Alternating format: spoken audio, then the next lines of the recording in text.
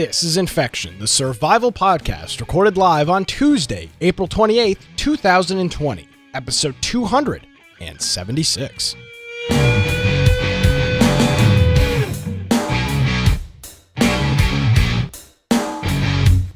Hello, ladies and gentlemen, boys and girls. Welcome to another episode of Infection, the survival podcast. Infection is your source for the latest information on survival video games. We bring you the latest news, reviews, updates, and more each and every week. My name is, as always, Nick Craig. I know, maybe you forgot that.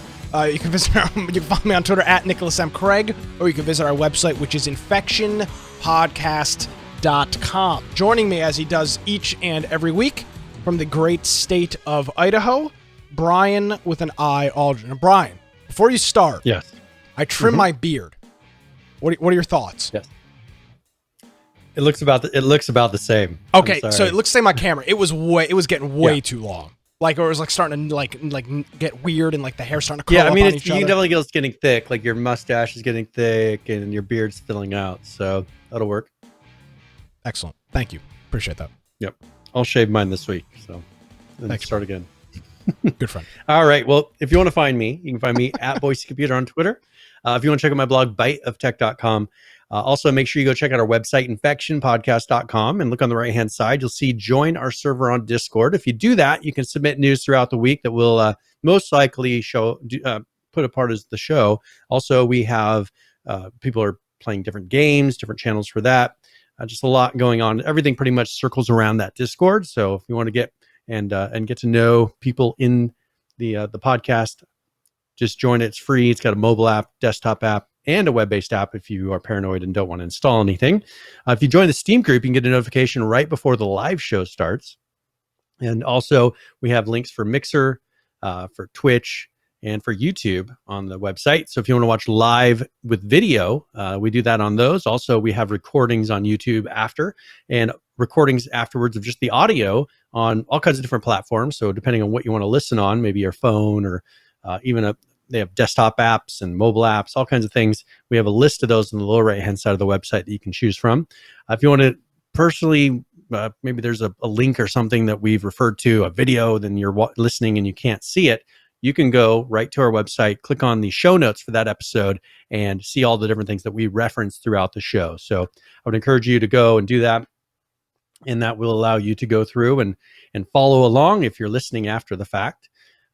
Also, we have on the left, if you want to support the show, we have links for Amazon, so amazon.infectionpodcast.com, Humble Bundle, so humble.infectionpodcast.com, and of course Twitch Prime, which you might hear things throughout the show, dinging and making noises as people do that.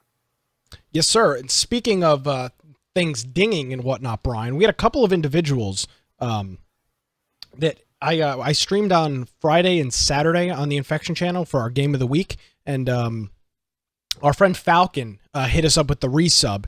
It is not part of the for some reason, it's not in my list here of people that have subbed to the channel, but I saw that he did sub over the past weekend when we were live on Friday night or Saturday afternoon. So thank you to our friend Falcon for hitting us up with the subscription on that.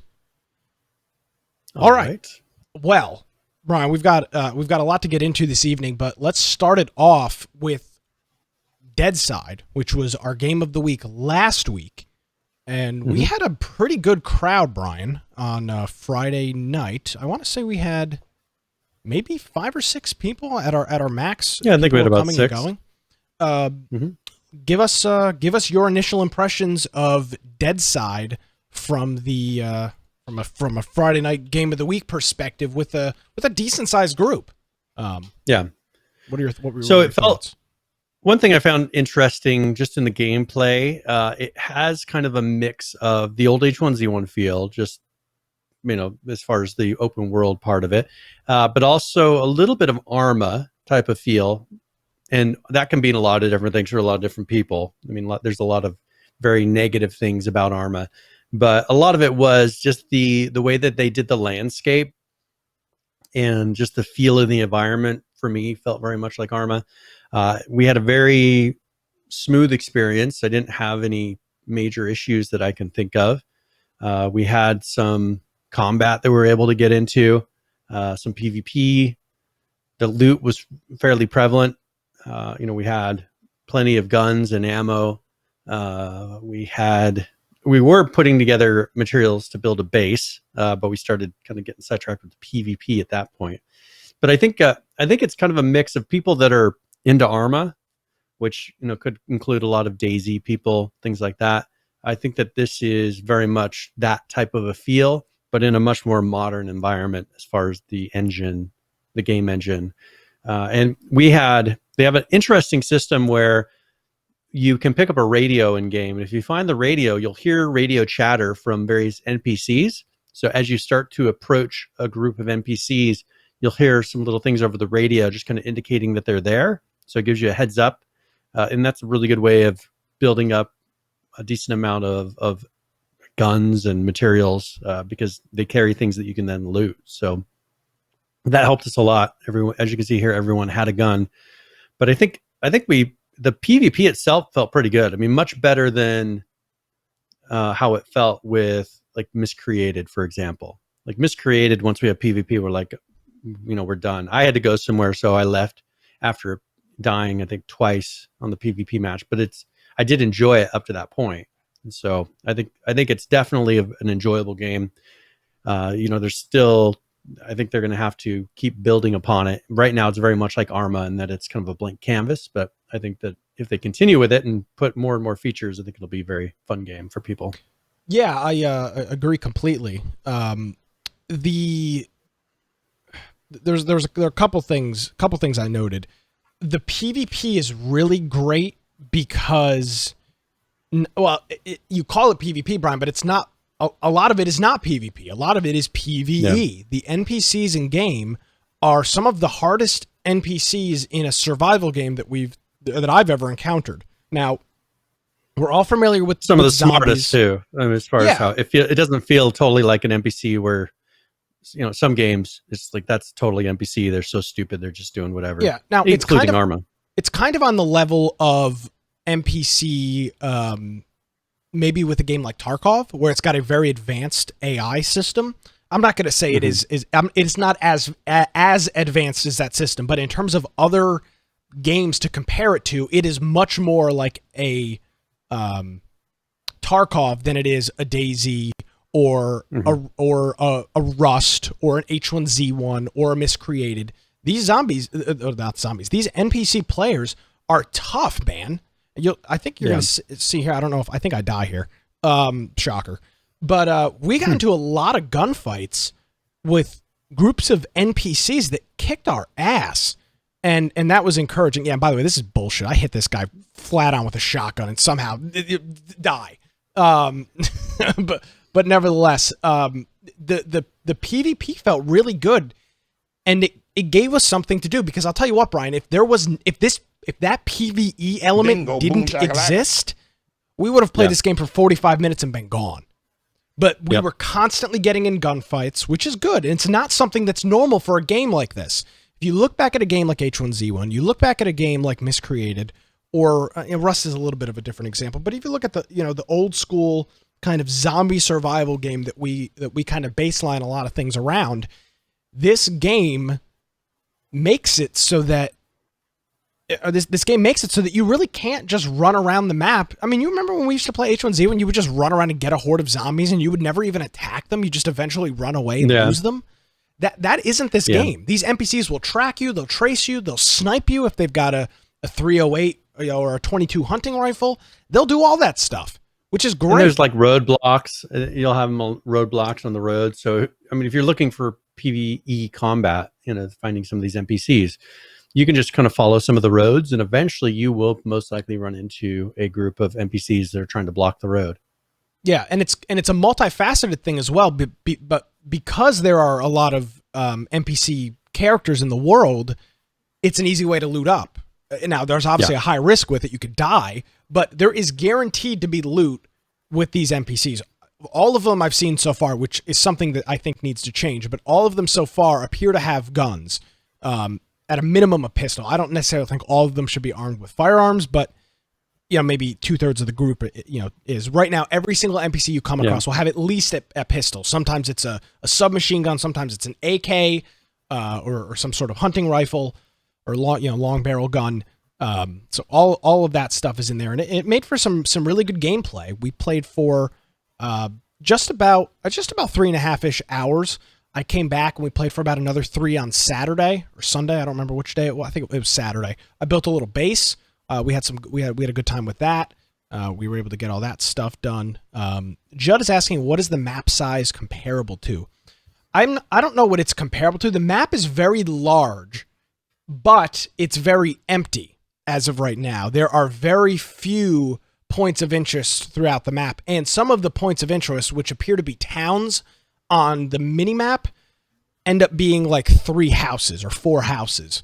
There is really only one city in the game, and that is the southernmost port city, which is relatively large, and it's got some big buildings in it, but you can't enter all of them. So there's really one city in the game as of right now, and the rest of the points of interest are either small little military bases with a building or two, and everything else is just a little cluster of houses throughout the rest of the map.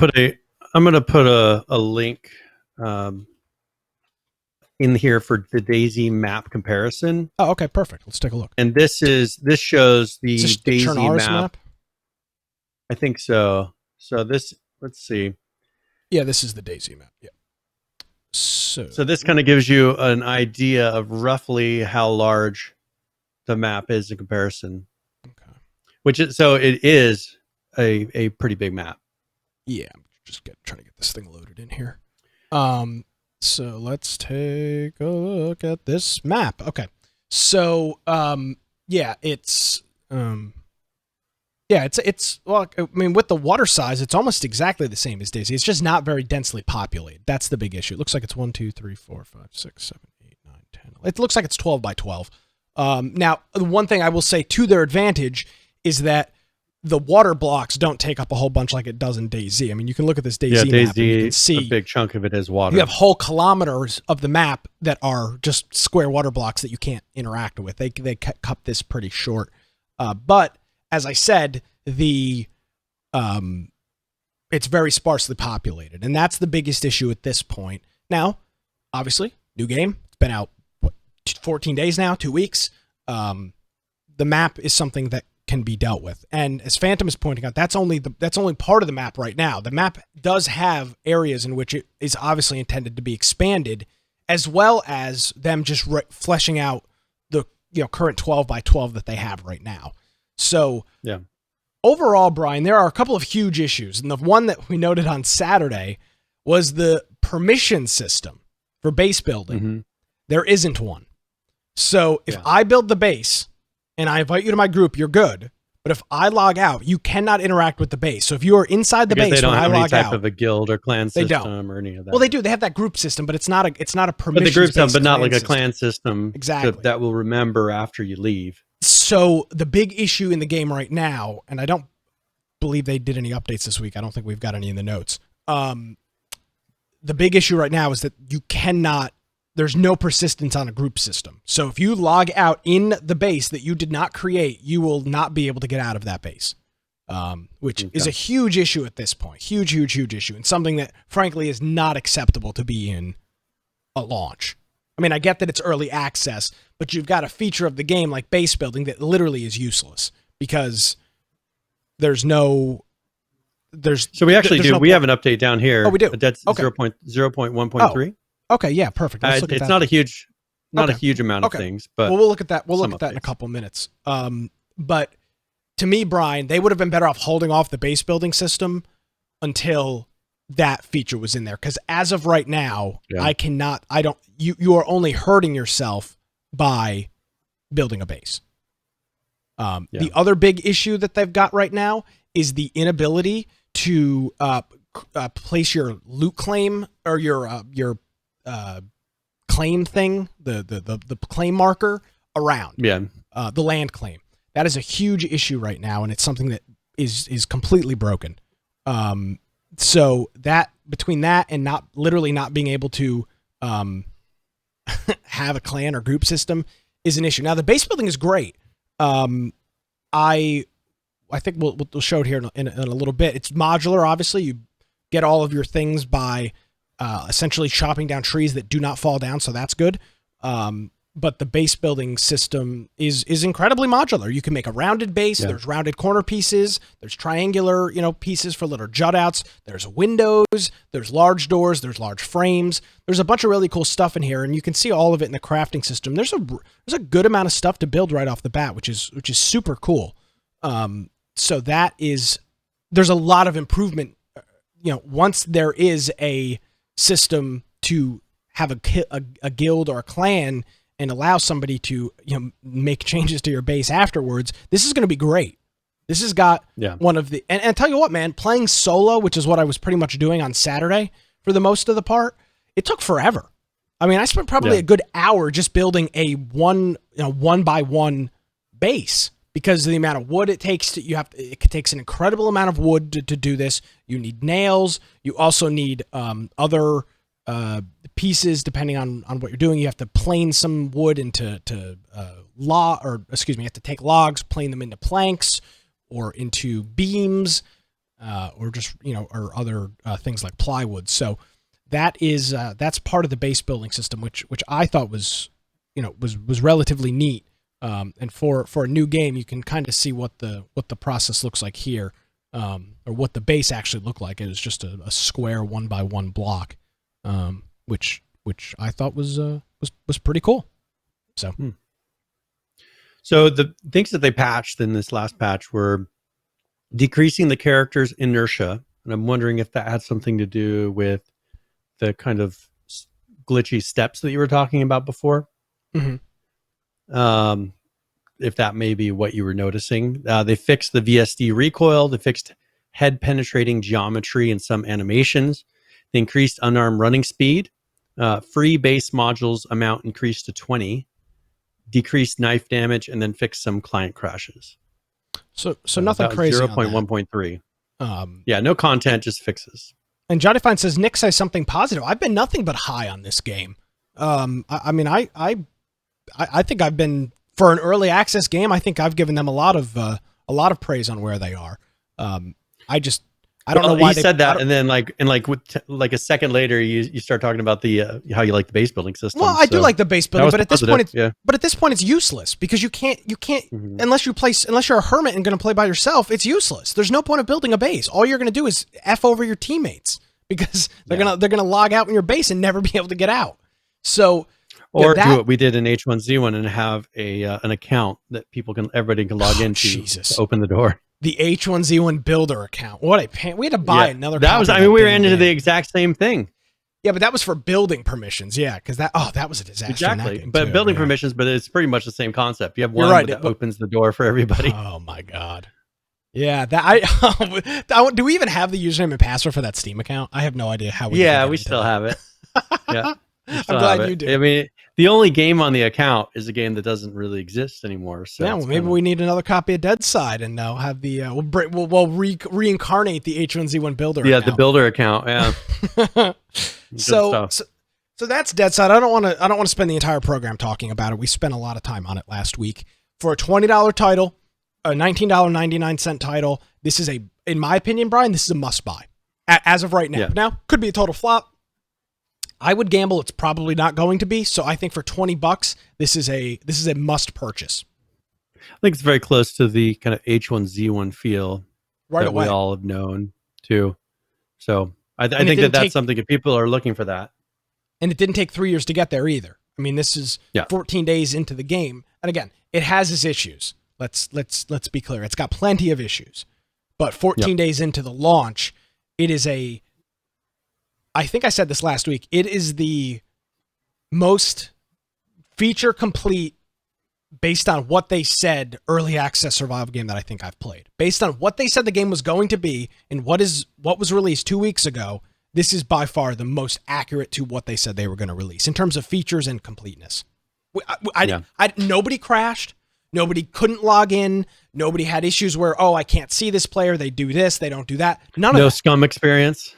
No, none of it. I mean, even Joe was playing from Australia. And he was able to interact in gunfights. He didn't have an issue with like, oh, you guys are ping-ponging around the map with desync and latency. He seemed to have a fine experience playing it. I don't have a whole lot to I don't have a whole lot to complain about. I would say the one thing that would possibly come up as a complaint later is I don't think there's any anti-cheat in it yet. There's not. And so that moving forward could be an issue. As long as they get it implemented. They need to pick their anti-cheat, get it implemented, so that then they can start testing performance and see if how Joe's response times are at that point. So that'll be the thing that I think they really will have to, if this continues to be successful. You know how it goes. We've been through this. I don't know how many times now. The cheaters will start to flock to the game. And depending on, I think it would be smart if they would get it in before the cheaters flock to the game and have it not be a response to the cheaters. But hopefully they're ahead of that. I would agree. I want to thank our friend Johnny Fine hitting us up with the 3-month in a row resubscription here on Twitch. Johnny Fine, thank you so much. We greatly appreciate it. 3 months in a row, but he's done 23 months. Oh, wow. 23 months. So. Hot dog. Thank you very much, Johnny. We greatly appreciate it. Yes. All right. So do you want to talk a little bit about DayZ here for a minute? We kind of have been mentioning DayZ. So there's a couple things going on here with DayZ. And the first part of it is a little misleading, Brian. The headline here on altchar.com, and I believe PH or Nisco put this in our Discord. So thanks to them and everybody else that contributed on show note side. I got rid of my DayZ logo graphic. That sucks. The title here is that Bohemia Interactive reportedly shuts down the studio that develops DayZ.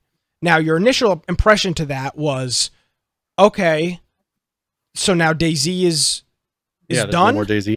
Now, that's what I thought, and then I went to their website, and they have a post out called DayZ in 2020, and they this is a different post than I remember seeing. I'm not sure. Maybe is the date wrong on this or? Okay, this post might not. Well, okay. I think that this is something. I think they updated an older post or something like that, because this references the point that they are the changes in the development team, which are essentially. I think I have a link that you're looking for. I'll put it in there as well, so you can follow this. But so here's a link from them, and it says DayZ development isn't closed, and this was posted on the 26th, which links to an article that's titled in January, but is updated information. So I assume the date is just wrong on it, because it references those changes that we just talked about. They may have updated a previous article. That's what I think happened here, because they talk about, it says, but before we dive into that, let's talk about the changes in our development team as outlined in our blog post. So essentially the development team is no more, but they're still working on the game. There's about 10 or so people that are still working on the game. And for the year 2020, they are planning on doing 5 game updates. But the majority of those updates, Brian, are going to deal with stability, bug fixes, and gameplay improvements. So essentially, so pretty much maintenance. They're coasting for the next year. Now, they do mention that they are going to continue to do things like base building and continue working on those systems. But in terms of new content, it seems at this point, 'tis no more from DayZ. But they're not shutting the doors, because they are still actively, there will still be development for at least the next, 8 months or so, 6-8 months. But it does not appear that there's going to be any new real features in the game. So, okay. It's not contradicting the information, but the studio itself is not valid anymore. So here's some things as far as new content. Here's what they say they will do. They're going to continue adding more of the original firearms that were in DayZ mod. Yeah, 2012, 8 years ago. And new firearms into the game. Yep. Also, they're going to be adding in broken body parts, like broken legs and things like that. Which they recently took out, I think, because that system was very broken. You always break your legs and stuff. Yeah. Yeah. And then they said, we know how much you like the new vehicle wrecks in Livonia, so we will be adding them to Chernarus.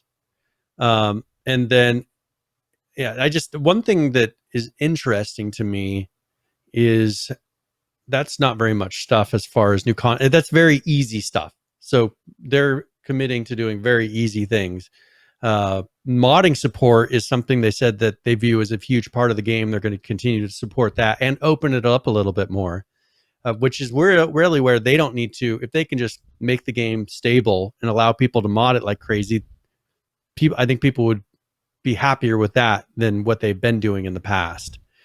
They're going to release their full animation rig in FBX, which is a standard format, and P3D samples of male and female character body parts, so that people can mod them, create new armor, do everything, and expand upon it. They're going to finalize the full implementation of the server browser with full mod support in the official DayZ launcher. I did see somebody who posted a video of a mod that they created that added in full helicopter support to the game. Worked really well. Flew just like it would in, if not better than in than Arma. So I mean, I think these guys aren't really adding anything, but I think modders could probably make the game playable. So Brian, yes, I believe it is time to pour one out for DayZ. We are not going to get any more vast feature improvements. We are not going to get any sales. Realistically, there's not. For example, they've got an Xbox version of the game. Who knows what that state is in? There's not going to be any more. What was their last big update? 1.7 or something like that. 1.9. Well, they released that map. They released that one map. That was the biggest content. Well, that was DLC. But then they just either I think it was late 2019 or maybe it was earlier this year. They did their huge content update. It was like 1.7 or 1.9 or something like that. Huge update. A whole bunch of things. It does not appear we'll see any of those anymore. It appears from now on, It is going to be QOL and very, very, very little new features, like a new gun added, breaking bones. I don't consider that to be a new feature of the game. I think it is fair to say that DayZ is effectively dead. Is that maybe too harsh of a claim? But to me, it seems like they are effectively dead at this point. Yeah, I think that it's not making enough money to justify having a development team really putting a lot of time and effort into it. Well, and here's the other thing too, Brian, is I would argue that point to you and say I don't feel like there was ever a development team putting time or effort into it, because the amount of lag, and I don't mean lag in terms of like gameplay lag, but the amount of lag in development to features, this game has been in development since like 2014, 6 years. DayZ standalone has existed, and they still do not have some of the basic features from the Arma 2 mod. Now, they've got a whole bunch of other great features, but there was helicopters in the Arma 2. Yeah. Well, what do they, I mean, that's the issue, is what were they doing? Because I remember years ago. Remember years ago, they did the panel about how they have worked to reduce cheaters and things in the game. I mean, this is probably 5 to 7 years ago. When was this released? 5 years ago? Yeah, 5 years. It was released 6 years ago. 4 or 5 years ago. 5 years ago could have been the thing. Yeah.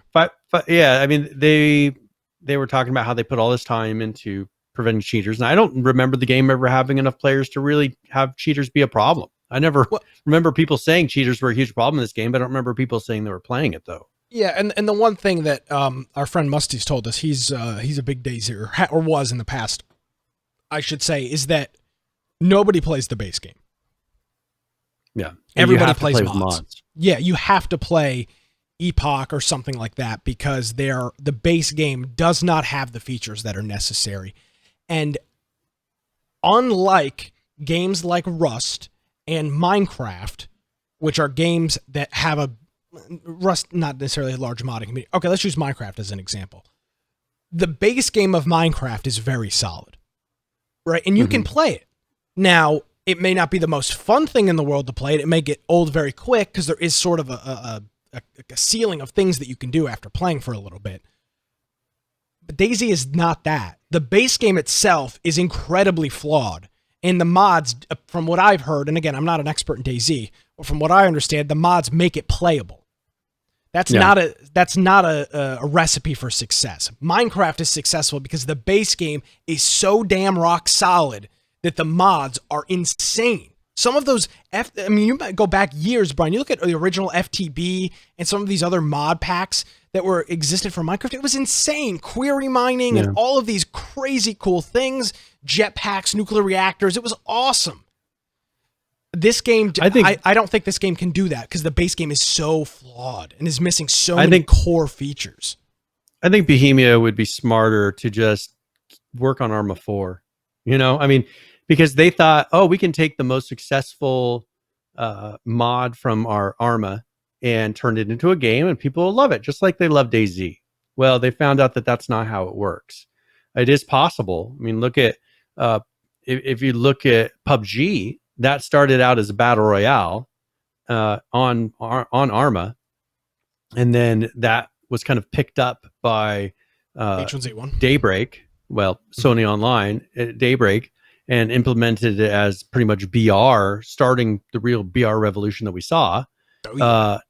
And now, that game is still working, PUBG, but they pushed out a game that had features and it generally worked day one. DayZ has just not worked, and they never reached the point of the mod. They still haven't reached the point of features from the mod, which is kind of crazy. 6 years later, that you still haven't reached what modders did in their free time. So I don't know. It's just kind of annoying. It is. It's not kind of annoying. It's incredibly annoying, and it really just this whole thing here really just puts the icing on the cake for DayZ. The game, I'm saying it right here, Brian, officially. The game is DOA. There's not going to be any more features. This game, not that it had a huge player base, in general, we'll talk about that coming up towards the end of the show. But I think it is safe to say that, because I even remember maybe 6 or 8 months ago, we had a conversation that, if they were to implement maybe these certain features in this, this could make a real splash. This could be a real contender. Those days are gone. This game will do nothing now but coast. And you can successfully coast in retrospect to, what your numbers are. But the eventual thing here, Brian, is a sharp decline. And I don't see any other way that changes. If people didn't play the game when it was in development, I can't imagine you're going to have a resurgence of people that go, now we're going to play DayZ. Now that the crew essentially is non-existent, now we're all going to start playing it. I just don't see that. So I think it's safe to pour one out for DayZ. Rest in peace. Well, and people are saying in the comments for some of these things that studio, mostly what they worked on was Survivor Games, which was a mode for it. And that didn't do well, and they canceled that. But as you can see in 2020, even if that's all they were doing, the rest of the stuff that they're making isn't much. Like the rest of the studio or studios aren't really doing any. They're doing minimal stuff that you could probably put a couple of 2 or 3 devs on and say, all right, over the year, you're going to release a couple new guns. All right, great. We'll do that in the first month. How about that? And then we'll release, these few little things here. Oh, you only got to make it so you can have fix the leg breaking system. All right, there you go. Maybe that's a month, I would assume. It's just crazy that their whole year's worth of plans is like 2 months worth of work. Yeah, and I'll say this. DayZ was a very, very important stepping stone for where we are today, better or worse. So it is not lost on me that DayZ was an incredibly important. DayZ was the beginning of the zombie outbreak in terms of games. You had that very popular television show, Brian, the AMC show. The name of it I cannot. The Walking Dead? Yes, The Walking Dead. DayZ, from what I remember, was the first real mainstream game that people played in that time period. AMC, that show was incredibly popular. That felt like that.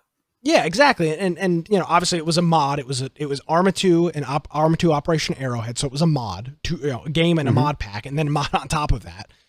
But it was a very important game in where You can honestly say, Brian, if DayZ hadn't have existed, I doubt we'd even be sitting here right now. And there's not many games that you can say that about.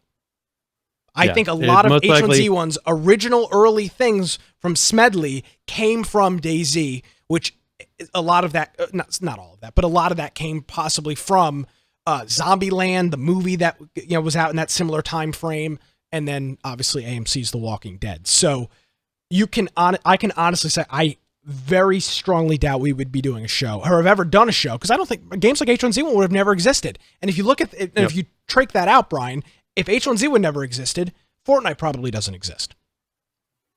PUBG doesn't exist. Both of those games essentially spawned out of H1Z1. Well, no, okay, wait. PUBG spawned out of Arma, which was heavily influenced by DayZ, right? Because that already existed prior to H1Z1. They licensed, Daybreak licensed from Brendan. Correct, but that was that was the first mainstream version of that mod. But and one thing that really made people realize what the mods could do in Arma was DayZ.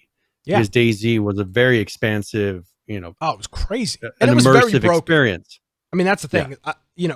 I look at it with rose-colored glasses. That was my first real intro into PC gaming. I think like an actual game that wasn't a Minecraft or a TF2 or Gary's Mod or something like that. And I was in high school at the time, and that was like a real game, and it was incredibly broken. Yes, but absolutely laid the groundwork for probably every early access game that's out right now, in some way or another. So, rest in peace, DayZ. Brian, we should have you seen that new meme, Brian, where it's the headstone and the guy is like looking over it and giving the peace sign? Have you seen that yet? Can somebody make one of those and it's like DayZ and then it's the Infection Podcast going like that over the grave? That would be pretty cool. Somebody should do that. I think that would be pretty neat. So yeah, good. Hopefully somebody can do that. All right. I'm trying to fit in and be cool. So that is that is the definition of it. I mean, hey, what can I say?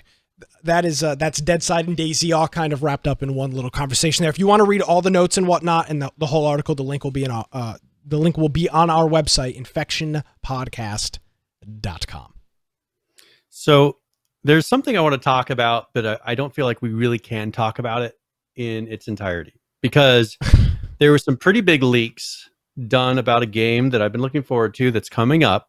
Yep. That we can't talk about without doing gigantic spoilers and pretty much turning the whole story up on its head. Well, no, I disagree. Okay. So have you read about all this already? Yes. So we're talking about The Last of Us. The Last of Us 2.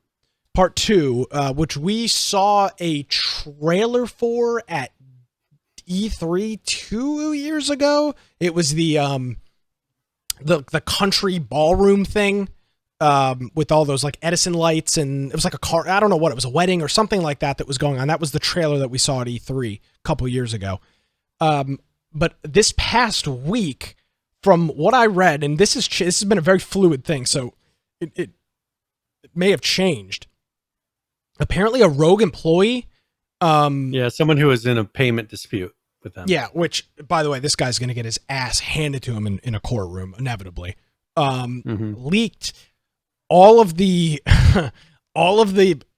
literally all the entire plot twist throughout the game, which I'm sure this has happened in the past. This Naughty Dog and Sony have got to be livid with this, because some of the leaks, the game is showing extreme wokeness, and they are getting crucified on social media over it.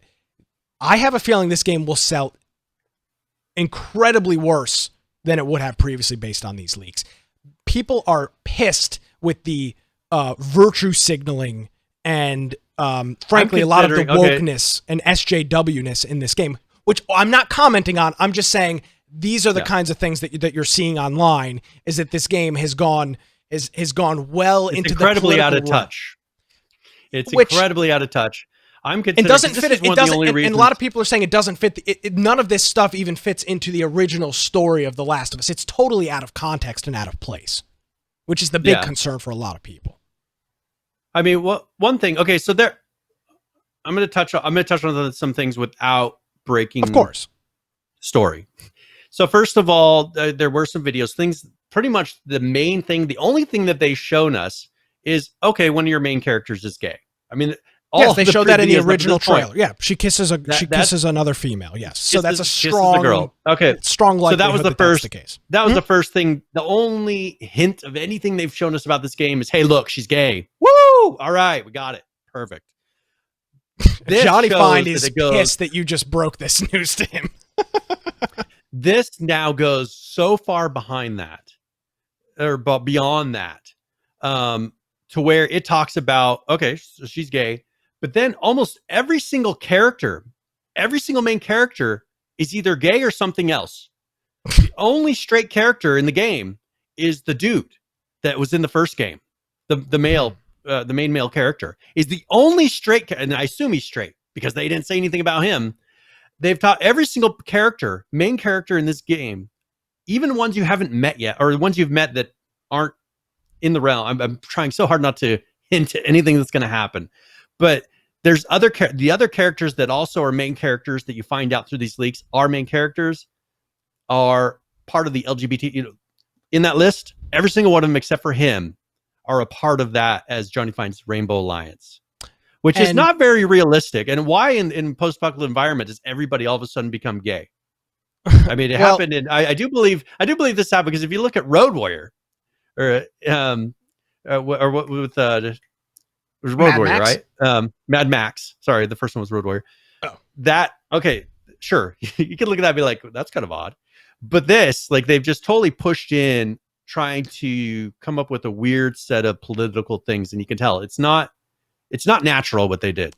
Well, and that seems to be the concern that I'm seeing online. And again, we're not going to get into it on this show for two reasons. First of all, we don't want to spoil the game. Second is we don't talk about politics on this show. And I try to hold that. I encourage you not to follow these links if you don't want spoilers. Don't even open up the article. Yeah. So because it immediately just tells you every plot in the whole game. Yeah, and I think the reason people are so pissed off, Brian, is because I read through this because I don't really care.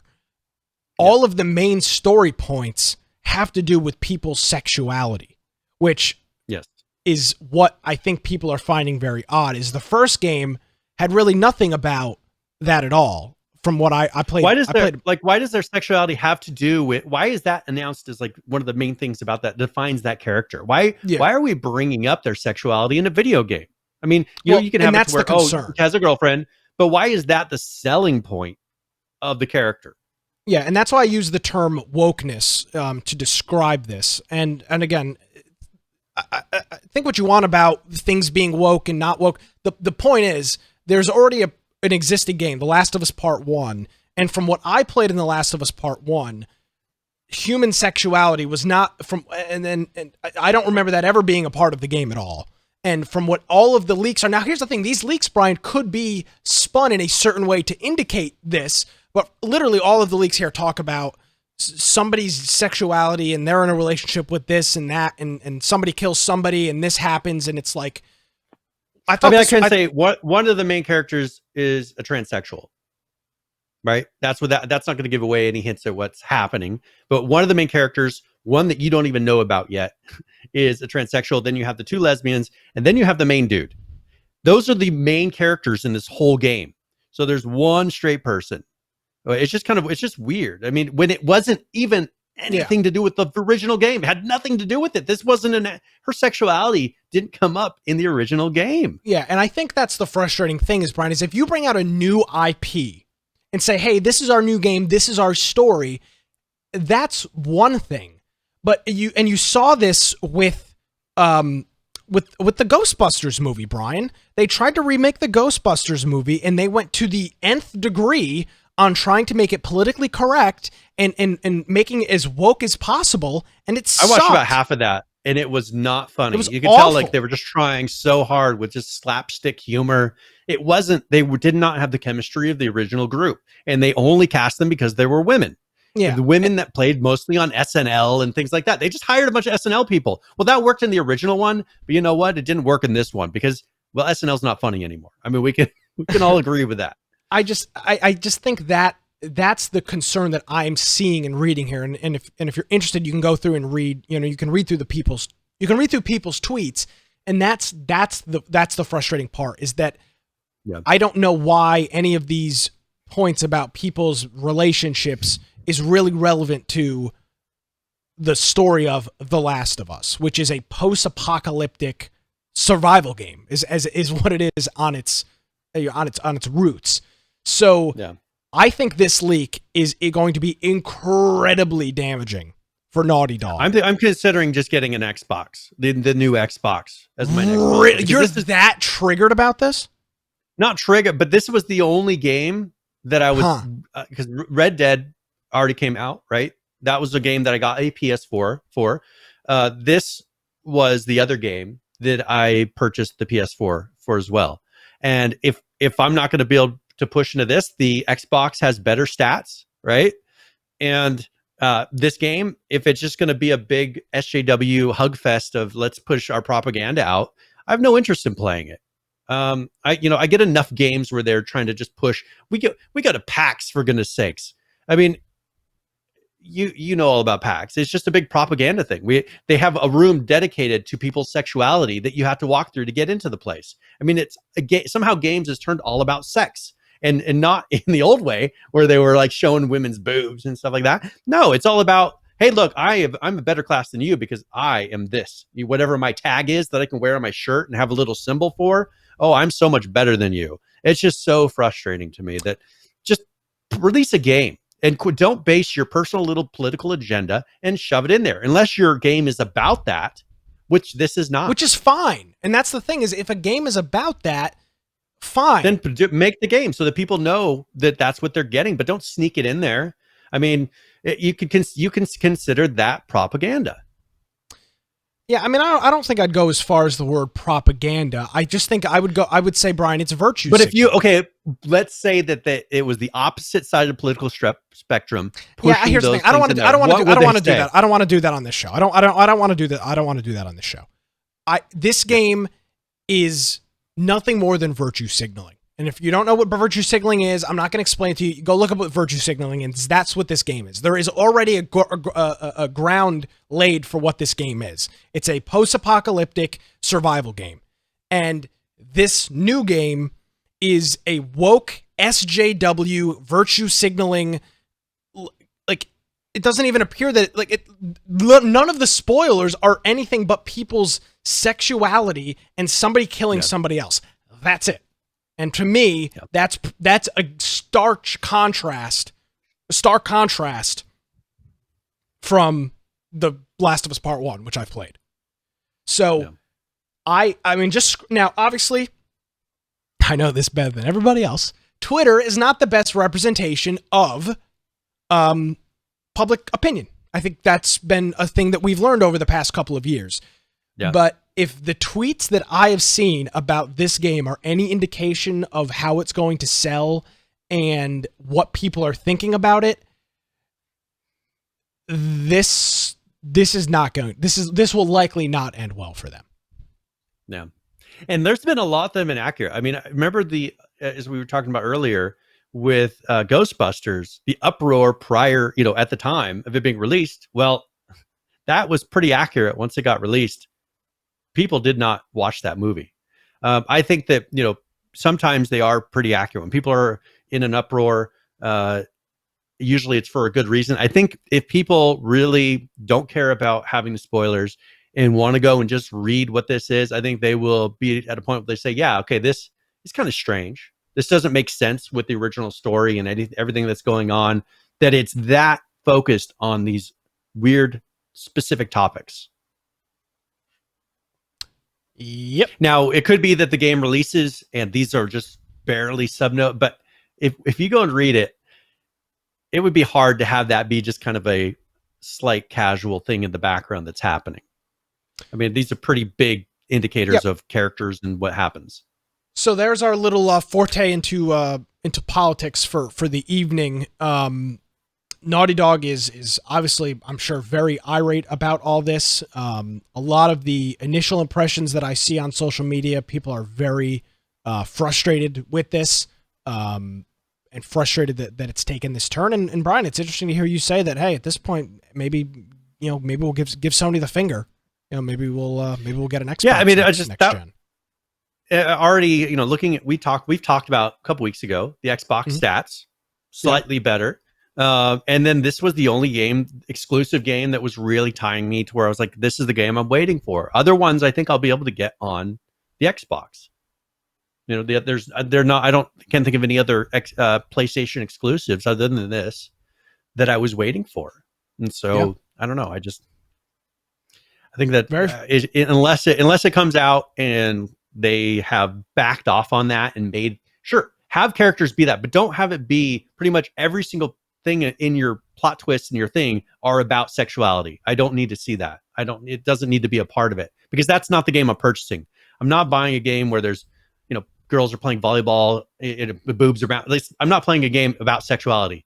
I have no interest in that. This is supposed to be a very hardcore zombie apocalypse type of a game, and it seems like it's turning away from that. I would, based on what I've seen, that does appear to be the way as well. So, interesting thing with Last of Us Part 2, and a major blow to both Naughty Dog and Sony, as they are, at this point they're in the thick of it, of the console wars. I think this is going to be. I think Sony is probably very upset about this, and who knows what they're going to say to Naughty Dog. I mean, they can say, part of Naughty Dog to a point is is a victim. We talked about that. This person is probably going to get sued very heavily. Have some major legal issues. But I bet you Sony's looking at Naughty Dog and saying, you're one of our, pillar titles that we have. What are you guys doing? Release a game that people want to play. Quit with political. Yeah. Because I don't think Sony is. I mean, they're a company from over in Japan, right? I mean, I don't think that they're embroiled in it in the same way that we are here. I would agree. So something interesting. If you don't want the spoilers, don't look at it. If you do want the spoilers, I think it's something interesting to take a look at. Yeah. So anyway, there you are. I think we did all right. We didn't give away any major. No, not at all. But yeah, that was kind of frustrating. All right. So Epic, there's some news from Epic, and they have caved a little bit on their crusade, as it says here, to take on the 30% cuts that various platforms and things are taking from game sales, including Google. So that was the big holdout for them. The Google Play Store, they did not have, and this is kind of odd for people, they didn't have Fortnite on the Google Play Store. You had to download a separate launcher and updater and everything. No, you had to go to Fortnite.com or net/Android and download the APK. Yeah, sideload. Yeah, and then you'd install that. It would maintain the updates and everything else. So now they are listing it on there. So this is something that, I know they were holding out, but I think they realized Google's not going to budge. Google makes plenty of money. Maybe Google did budge. It doesn't say what the rate they agreed to is. Yeah. So they're on there. They negotiated 20% or 15 or something like that. Who knows? I mean, I don't see. Do you see in here? They say they actually gave them a better price. I don't think we know. It just. I mean, the article really. The headline here is interesting. It says Epic's crusade against 30% takes a tumble. We don't really necessarily. All we know is that the game's on the Google Play Store. We don't know what rate they've negotiated. Now, it's a fair assumption that it's 30%, but it would seem odd that after all this time, this game's been out on Android forever now. It seems odd that at this point they would decide, okay, now we're going to bend the knee to Google. If they were going to agree to 30%, they would have done it a year and a half ago or 2 years ago, whenever this thing first started showing up on mobile. I find that to be a little odd. Yeah, I think that one thing they do is on here, they say that they hope that Google will revise its policies and business dealings in the near future so that all developers are free to reach and engage in commerce with customers on Android and in the Play Store through open services, including payment services that can compete on a level playing field, the company said. So Interesting. but yeah, I from everything I've seen, it seems like they're paying the 30% cut, and just because I think they realize how much they're losing out not being on the Play Store, because most people do not have the understanding to go to a website and download a launcher. Yeah. Now, in other news, Brian, the company that makes RuneScape, Jagex, they were owned by a Chinese firm, part of the Fukong Interactive Entertainment, which was a Chinese game group. They have actually been sold to a U.S.-based management firm called MacArthur Fortune Holdings through one of its fund called Platinum Fortune. Interesting to see. Now, normally this is the other way around. You've got U.S.-based or UK or European-based game developers that get sold to Chinese holding companies. It's not very often you see a Chinese company divest its interest in a game and then a U.S. firm taking it on. Jagex is based out of the UK, but nevertheless, they were owned completely. All of their assets were owned by this Chinese group. Very interesting to see that this has been sold. Now, this has been rumored for a while, like for over a year or so, but I don't remember ever seeing this before. I haven't seen Chinese companies divesting interest in games like this. Normally, it's the complete opposite. So I wonder what the deal is. And it was a heavy price, $530 million for the company. Who knows if this has something to do with the pandemic? I mean, that is a possibility that maybe they're running into financial issues that they didn't foresee, and so they have pushed this forward to get it done. I thought the same thing, but then there are rumors that lead back as early as January of last year that this was floating around. So something else is afoot here. I think now, I'm not saying that the whole coronavirus thing didn't maybe push the ball forward on it, but I just wonder what was happening in January of 2019 in which this firm wanted to get rid of Jagex. I don't know. Yeah, that's weird. And that's something we haven't heard of yet. I mean, I've kind of hinted that it could maybe something we see in the future as a reaction to all the things happening politically, that we may see more restrictions on China owning things in our country. I think that from here on out, I think it's going to be viewed as a liability politically. I think it's going to be more of a liability and viewed as that for companies to have, or for China to have such strong ownership of companies. Because, for instance, most people don't realize this, but just as an example, so that people understand, video games isn't a highly important area, when it comes down to surviving. But it's China a huge part of commerce. But China owns almost all of the pork production. And this is something that's been a big issue, right? Because China was sending a lot of their representatives early on back and forth to this pork production plant, which is in the United States, but it's owned by China. And so the production company that makes 25% of the pork for the United States, or I think, it's 25% of the production of pork in the United States, was out of this one company. But it was just tons of people were getting corona because early on, before everything was shut down and before they were admitting it out of China, they had people flying back and forth as representatives for this. And so our 25% of our pork production was almost shut down in the United States because it was owned by China, and it was just happened to be highly infected in comparison to other industries in the United States. Things like that. I think they're going to view that type of a situation and say, well, we can't let that happen, right? We can't risk having our whole pork industry totally collapse because it's something like that. And I think they'll use justifications like that to start limiting the amount that foreign countries can have ownership of what they consider important. And I don't think video games are going to ever be there. But I think we're going to see things starting to kind of push back against China owning everything, because they've just been buying up lots and lots. And we've seen it very heavily in the video game industry for us. I mean, we see it all the time, but it's happening not just in video games, but in industries all across the country. Yeah, it'll be something interesting to follow. Obviously, there's no indication here that anybody was forced for this sale. This appeared to have come out of something, and I just wonder. That's why I thought it's one that was done. We just have never seen them give up something like that. Without, at all. I've never seen them actually sell anything like that. So it's kind of strange. It is kind of strange. Wanted to bring that up, and thought it was an interesting thing as we've continued to kind of track and keep an eye on some of that stuff going on between the U.S. and China and different game development studios and shares on who owns who and whatnot. So that is Jagex and RuneScape. Very good. Another thing that was put up, there was some adjustments coming into Warzone. Yeah. For people that have been playing that a lot, but they are making some changes to kind of combat the cheaters. Okay. One thing that I've really heard is a lot of complaints about PC and the number of cheaters. Yeah, so have I. I don't know how accurate they are, but yeah, I mean, but you hear about it.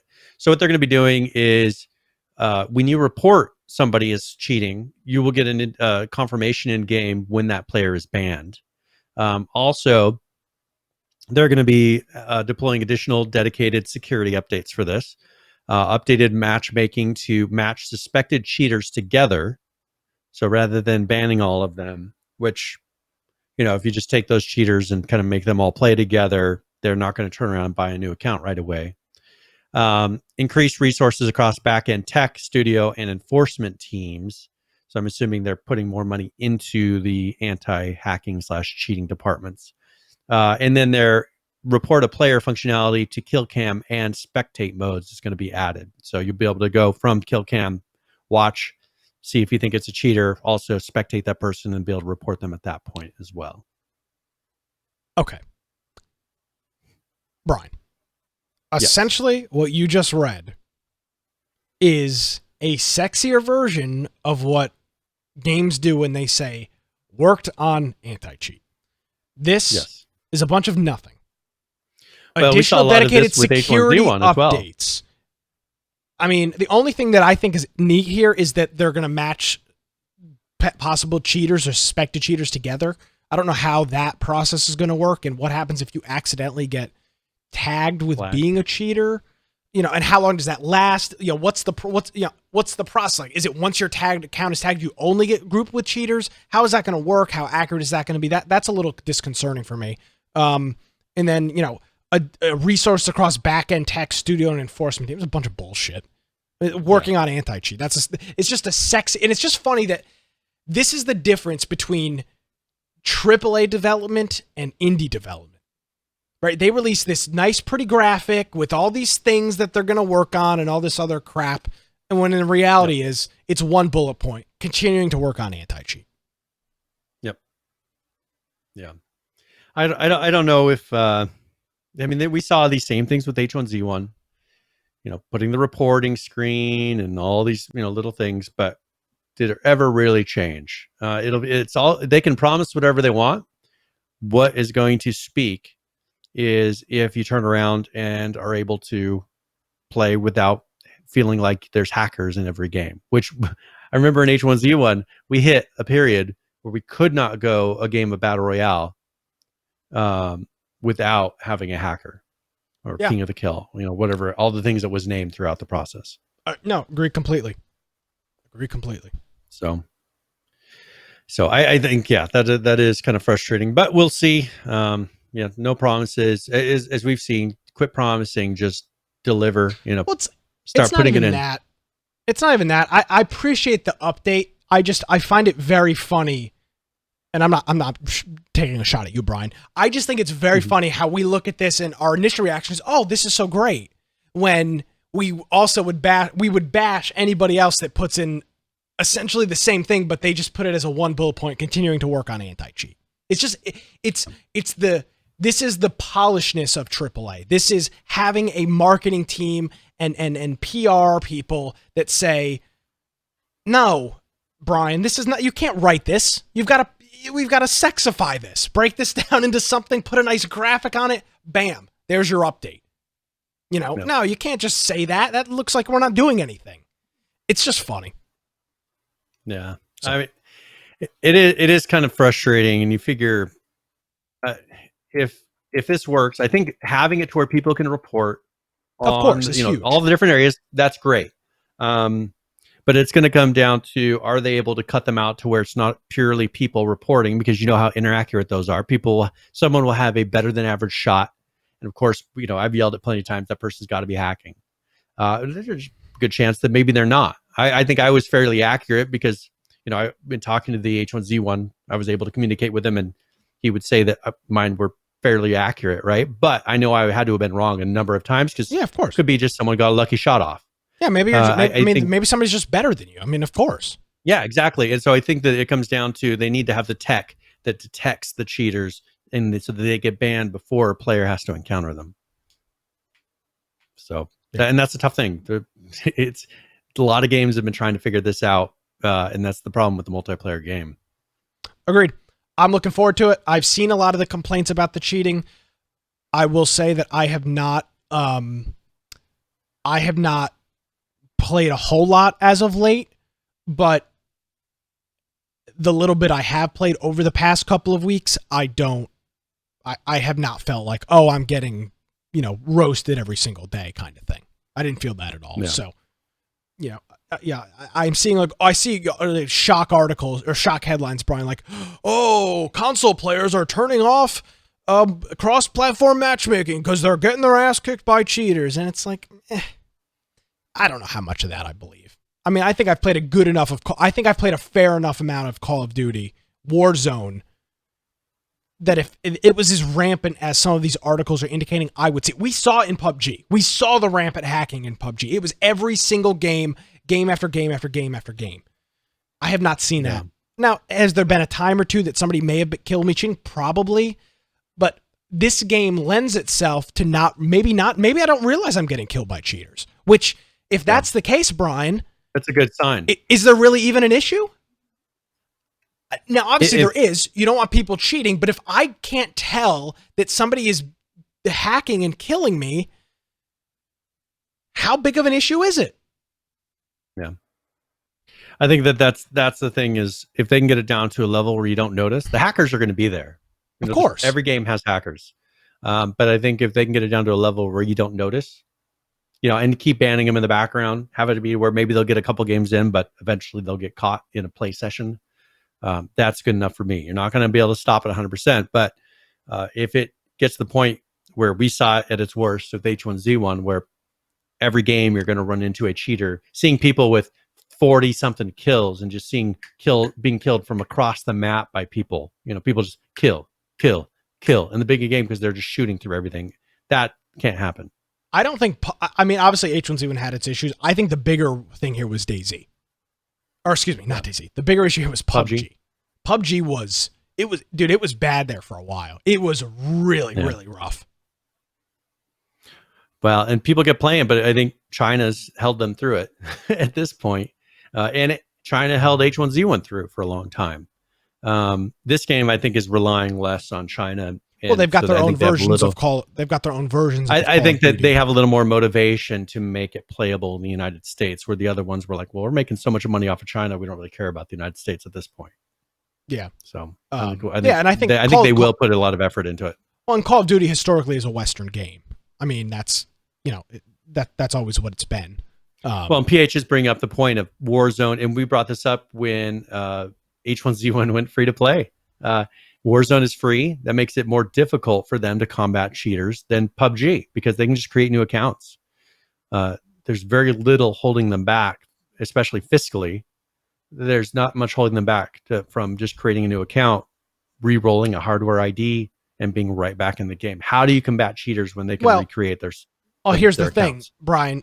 Activision and Infinity Ward and Treyarch, all of the Call of Duty companies, they need to be able to figure that out. This Activision Blizzard has got to be the largest gaming company in the West. I can't think of anybody that's bigger.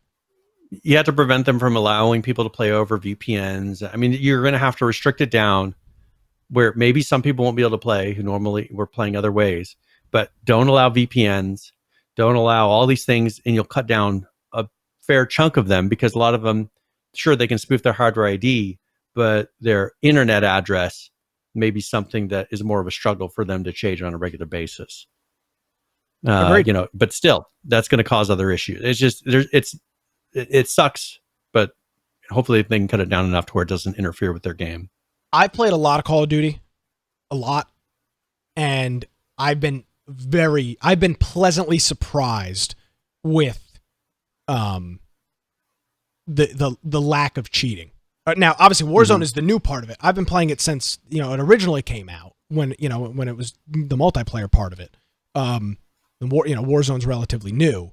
I've been very, very happy with their approach to cheating. I have not had, and when you do see people cheating, Brian, their names are not Chinese symbols. I mean, I have absolutely been in lobbies with cheaters, and they're Americans. I mean, they speak, they're Americans. They're speaking English, and they're talking shit in the lobby afterwards, like, "Oh, you just suck." And it's like, no, dude, you have 96 kills in domination, and you were lasering me from across the map. You're cheating.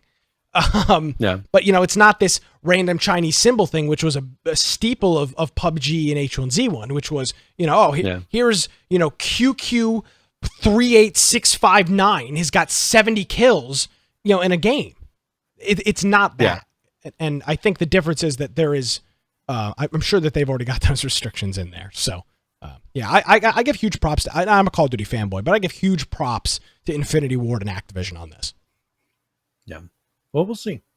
Yeah, great. We will see what happens. Hopefully they'll help. Hopefully they'll be able to curb it. So yes, sir. Do we want to do a quick game giveaway here? Absolutely.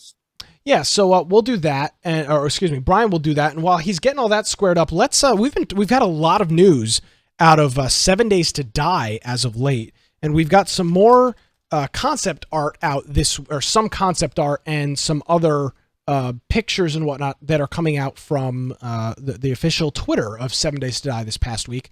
So let's look at a couple things here. Here are some pieces of concept art that they're working on, which are some different zombies that are in the game. You can see them right there. Zombie Steve. This seems to kind of fit the look and feel of 7 Days to Die.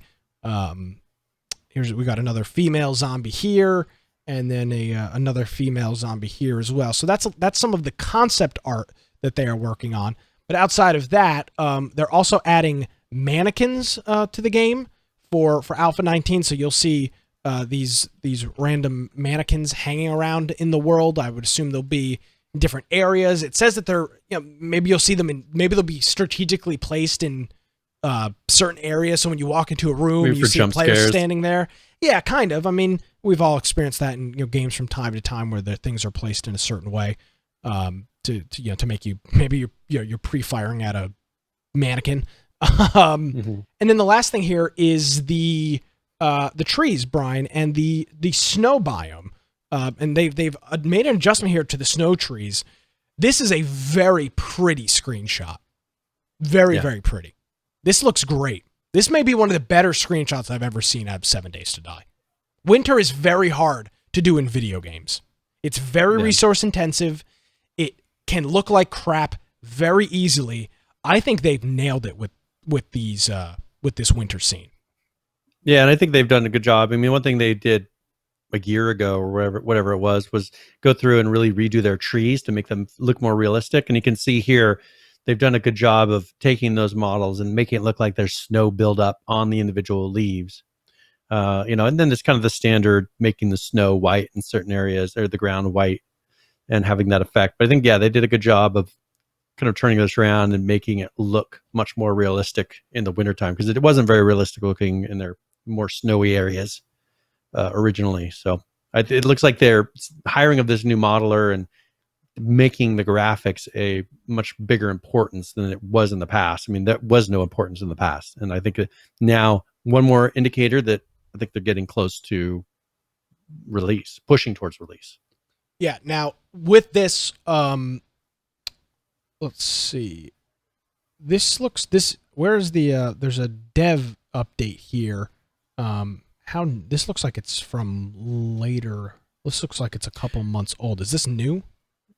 Well, it's got a mix of things. So you're looking at the last one there. So this has some of the images that you saw. If you go through, you can see, I think it's one that he's posted Oh, you afterwards. see, I hate how they do this. They put a forum post out and then just tack onto the forum post. It's impossible to follow. Yeah, so you can see, but there was some. The reason I put this in here is because there were some additional things that we haven't shown.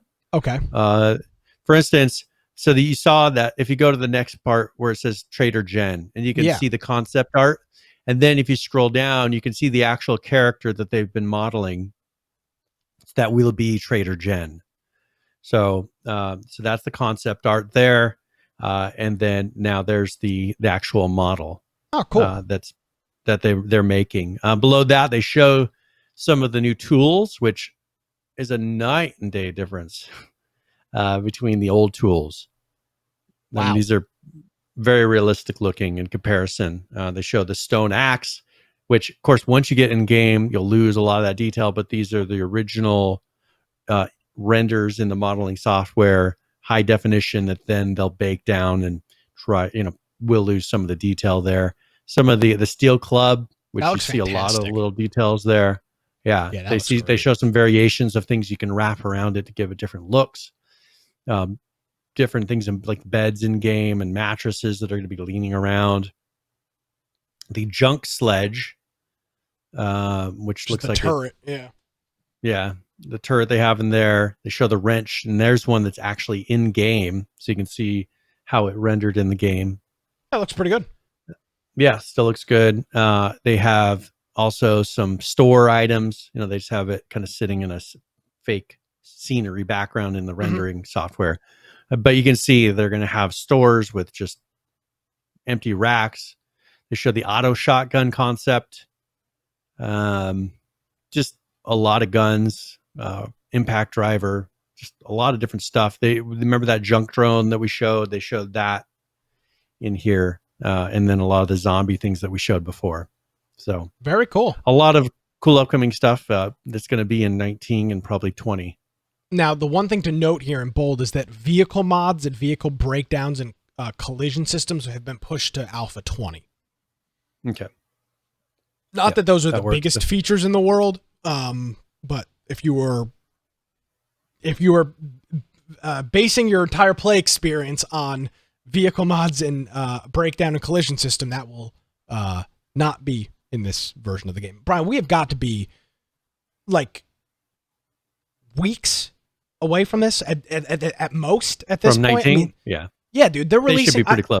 Dude, they don't release screenshots until the game's ready to go, and we've been getting an average of 2 to 3, 4 of these. Well, and they did do that thing, trying to get people to sign up to do the test stream, which they usually do for a week or so prior to release. So they'll probably pick out a couple of people. They'll get that going. They'll do a week worth of streaming, and then it'll launch. So it could be still a couple weeks. It could be in a week you see people starting to stream it.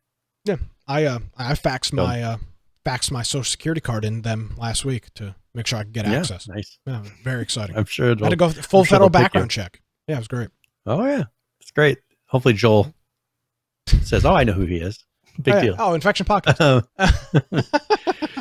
So one thing, as far as the game, yes, sir. Go ahead. Yeah, the game giveaway. I want to thank Firebomb, who donated a lot of different keys for me to give away. So I appreciate that. This one is the Warlock of Firetop Mountain. It is mostly positive for the ratings. It is a adventure indie action board game RPG. So if you're into RPG style games, it's currently $20. It's a single player game, but you can go through and play the equivalent of a very interactive board game. It has kind of that board game feel, but it's a full dungeon environment that you're working through. So a very unique concept, looks pretty cool. And hopefully if you enjoy that, type !point giveaway in chat and you have a chance to win it. Yes, sir. All right. So let's, do you want to talk a little bit about Last Oasis? Yeah, sure. What's going on Last Oasis? So one thing that they do is there's been, exploits and just all kinds of stuff that happens with new games that are released. Of course. And so one thing they are announcing with this is they're aiming at late next week of having a content update. So some new features for that. Currently in testing for the new build, trying to fix issues that pop up with that. One thing that they have mentioned is that feel like a majority of the cheating issues have been dealt with, and so it's cut down way down on the cheating. They said we're at 4 digits with bans by now, so they're in the over 1,000 level of banning. They said the next big thing you've all been reporting is exploiting. So people, and one thing we showed last week, somebody glitching into an object and then creating a script to harvest things for people. They said they take exploits very seriously and they're prioritizing those reports, trying to deal with them. Also, they're working on dealing with performance and lag that people may have been experiencing because any of these multiplayer games, especially in a large world like this with a lot of moving parts, when you pretty much have a base that moves with you, it's very difficult to optimize that. But one thing they said with the tests that they've been doing, they've seen significant improvements with the FPS and it's much more stable. So those things will be included in the content patch. So you should see a performance update or increase from that. So also the zerging problem, they've been trying to find, we mentioned this, I think last week, they've been looking for solutions to that. And they said, in a sandbox game like this, it's critical. So they'll be implementing some initial fixes after they do some tests with them. It's going to incorporate Oasis, that's a weird word. Oasis, I don't know. Oasis. With different clan size restrictions, which will allow everyone to travel between best suited tiles depending on their group size. We'll use the first changes to keep collecting more information about the problem and iterate on it based on your feedback. So pretty much if you have a small group playing in, on a server, they're not going to allow a giant clan to go into your zone, I would assume, or not allowing them to go across servers like that. Okay. So we'll see. And then of course more fixes and various things. They said they're long overdue on both the Oasis burning feature and the access to private server hosting, as those part of the games are heavily intertwined and majorly contributed to the issues with the servers on release. They've been postponing them to be absolutely sure that the problems won't repeat once they're enabled. So they said that the engineers are still working and tweeting on and testing these things surrounding those features, but they're expecting to bring both within the next 2 weeks. So you should see the Scorched Sun and private servers back within the next 2 weeks. Very cool. So, obviously they had a rough start, but they seem to be dedicated to the cause of releasing, a game and cleaning up the nonsense. I mean, they seem to really be busting their ass, Brian, and that's encouraging. And I think at the end of the day, I think their player numbers and count is going to indicate that. People notice this stuff. They absolutely do. Yeah, if they keep pushing features forward, improving performance, like doing that on a consistent basis, people will continue playing your game. Just look at Ark. Ark is a good example of this. The very first week that we played Ark, rubber banding, lagging. I mean, it was a mess. But you know what? They said, hey, we're working on this and you'll see some improvements. Sure, it wasn't perfect day one after that, but over time, within various weeks, the rubber banding got less and less, and then it got to where, as you see now, the game performed beautifully. So I think that they just need to keep on it like that. Yes, sir. All right. ROE, they released an update this week, and the only one update. Usually we see a pile of updates from them, but this is a new supply box that you can get and some bug fixes. So they have some new weapon skins, a new adventurer character has been added. And this one is very much a military style character. Looks like some sort of a American military character they've added in, which kind of matches the somewhat American female military character we saw last week. Yeah. So they've added in a bounty hunter style, which looks like, pretty much one of the contract soldiers. Macho man. Oh yeah, with his beard and everything. So I mean, that's pretty much the majority of what they're doing. I mean, I know you're almost there. To be honest, the beard is. He looks like Santa Claus with the beard. That's a little bit over. You think it's a little overblown? Is this what? I mean, they did. Is this what the is this the Asian thoughts of what, Yeah, when they're like, okay, so draw an American military guy, and there's like Google it, and they look it up, and like, okay, it's one of those, they have such a big beard. It's so funny. Yeah, that's great. Nisco can't even see his lips. Odd. Yeah. Well, I tell you what though, it's very nicely manicured. It's groomed very. It looks. Oh yeah, he takes care of his beard. You can tell. Yeah, of course. Yeah. Killing the infidels and just using beard oil. Combing his beard.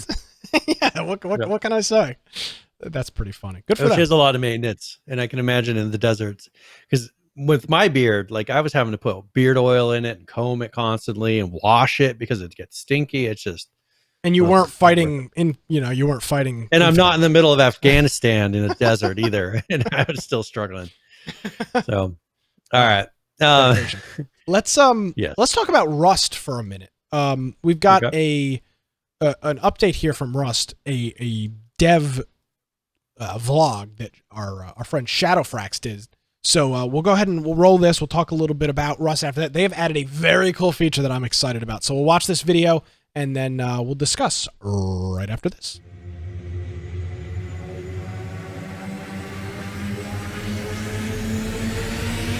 Greetings, survivors and friends. Shadowfrax here with your latest Rust news, which, like some cheap ham that was accidentally dropped, is a little bit thin on the ground, but here it is. Oh, and please leave a like and subscribe if you'd be so kind. In the last episode, I went through a few changes to farming and water, and in addition to these, now input and output slots have been added to campfire-powered purifiers.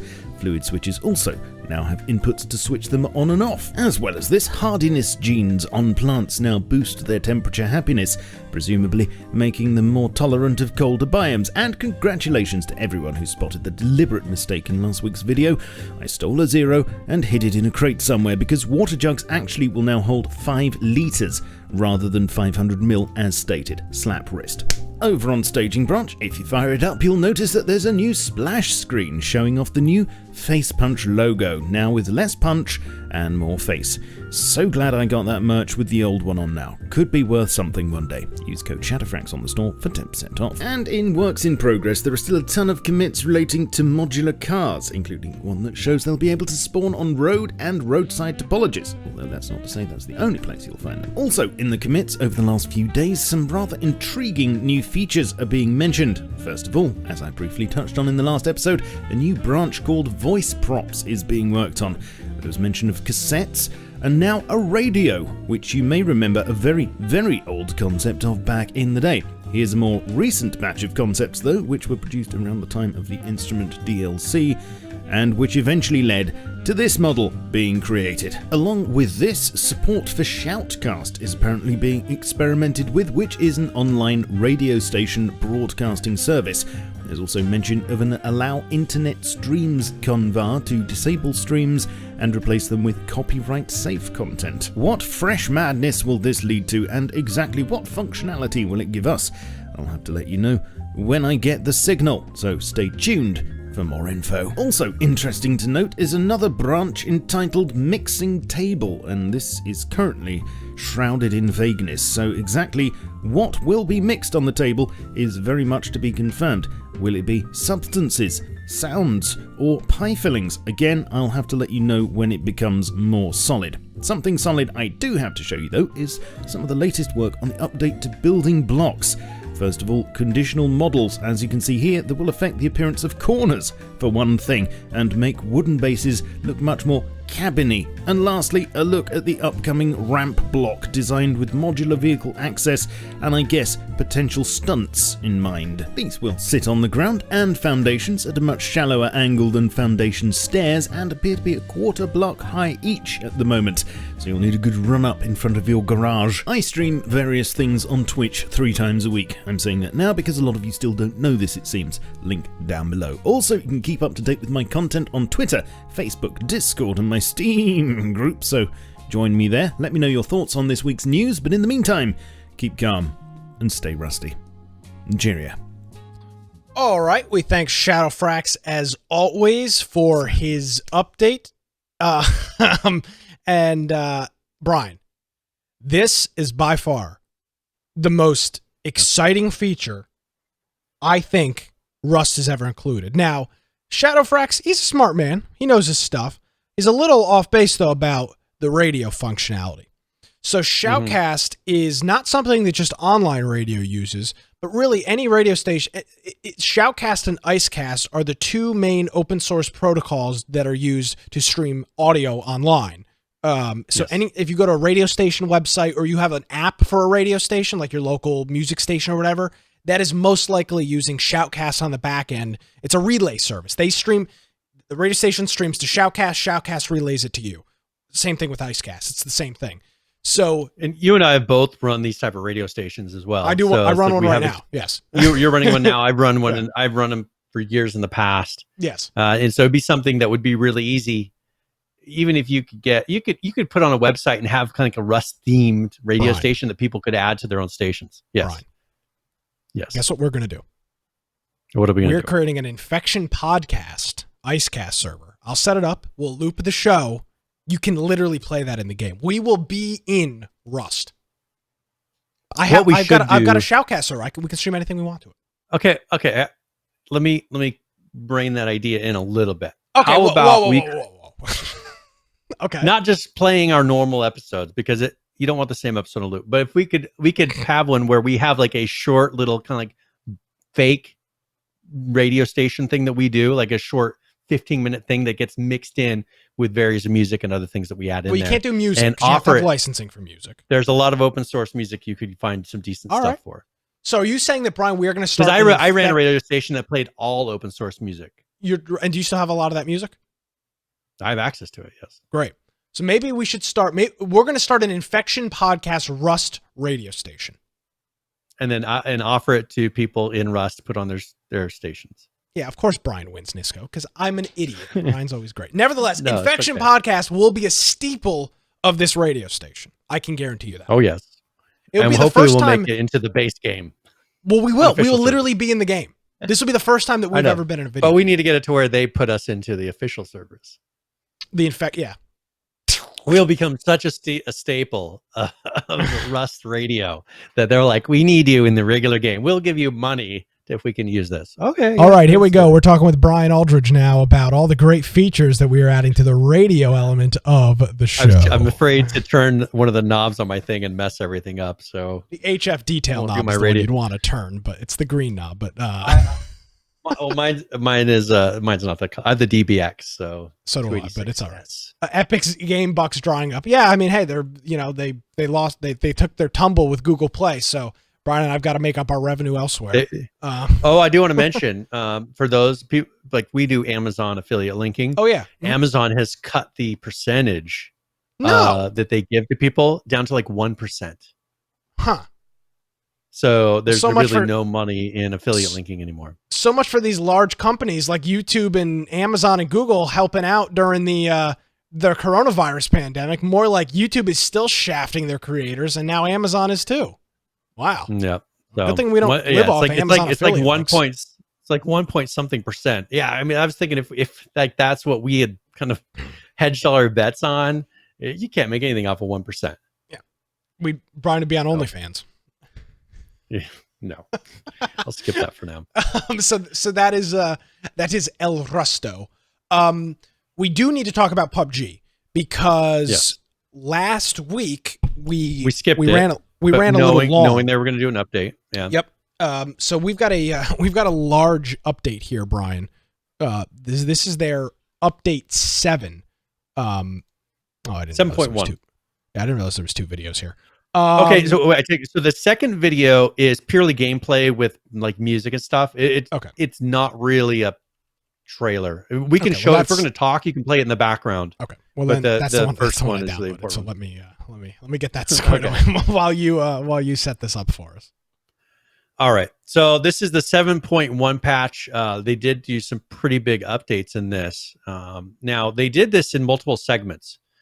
So they had the season 7 that they did. When we talked about some of those things, and then on the 16th they did a set of patches, mostly performance increases. On the 20th they did another couple of patches fixing issues with like Sticky Bomb, and on the 22nd they did another big set of patches. So this has been kind of a set of patches to the 7.1. Okay. So I'm patiently waiting. Okay. I mean, we keep going if you want here a little bit. One thing that's different in this, and they'll talk about it in this, but I'll just give you kind of an idea of what to expect. Vikendi, that map is back. They've added a bunch of things to it that they'll show. Also improved some of the POIs and things that are in that map. Okay. So you see a lot with that. Also, they're going to be probably talking about the Survivor Pass that's coming up as well. Okay, cool. Well, let's take a look at it. This is the PUBG patch report that I had ready this entire time. Season 7 has just arrived, and our first patch brings you a whole new version of Vikendi, with updated locations, terrain, and new ways to get around the thawing island. There's also a new set of Vikendi-themed rewards in Survivor Pass Cold Front. All this and more in Update 7.1. When Vikendi went on vacation last season to make room for the debut of Karakin, we promised to bring it back to you with a fresh new look. Our updated take on Vikendi brings a variety of changes, so let's quickly go over a few. We've removed a good portion of Vikendi's snow across the island to help some of the visibility issues players had previously. Call it a spring thaw. During the Vikendi playtest, some of you thought we went a little too far with snow removal, so we've dropped a fresh coat in the northern parts of the island around the ice river, while keeping the southern part of the island a little more clear. The weather patterns have also been updated to only choose between clear or snow. One of the biggest changes of New Vikendi is the renovation of Dino Park into Dino Land, a desolate theme park with an ill-fated past. Get the fast pass to Dino Land's new Ferris wheel, or take an unguided tour of the museum inside the volcano. There's still no admission fee, but the park has doubled down on its tourist traps with an updated commercial area and gift shop. Make Dino Land your first stop on Vikendi. Alex and friends can't wait for you to drop dead, or drop by. Catch a ride to Dino Land or several other areas using Vikendi's new railway system. Hop one of 9 new trains at one of 12 different stations around the island and travel the land in style. All this great new public transportation hasn't been kind to everyone though. The snowmobile and snowbike industries have completely crashed and are no longer found on Vikendi. Other vehicles have had their spawn rate adjusted as well. New Vikendi has a lot more to offer than we can go over here, so check out the patch notes for full details. Along with the new landscape comes an all-new Survivor Pass, Cold Front. Full of new looks to keep you toasty on the chilly slopes, Cold Front also offers the typical community missions to unlock free skins and some lore surrounding the desolate island. We'll show off some more of the new Survivor Pass rewards in an upcoming video. Or you can visit pass.pubg.com to see more. Update 7.1 also brings a new choice for bolt-action sniper lovers out there with the Mosin Nagant. The Mosin will be added to existing SR spawn rate for more long gun diversity in matches. You can learn more about the Mosin's stats and attachments in the patch notes. One last thing. With there being 5 maps now, we've made some necessary changes to map selection. Check out the patch notes to see which options are available in your region. Season 7 is here, so hop a train and see everything new for yourself. There are plenty of other survivors just waiting to punch your ticket. See you on the battlegrounds. Well, I'll tell you what, Brian. If I were to have shown you this video in March of 2017, when this game was first coming out, you would have had a stroke. So what is your... This is by far the stupidest update they've ever done. I mean, this looks ridiculous.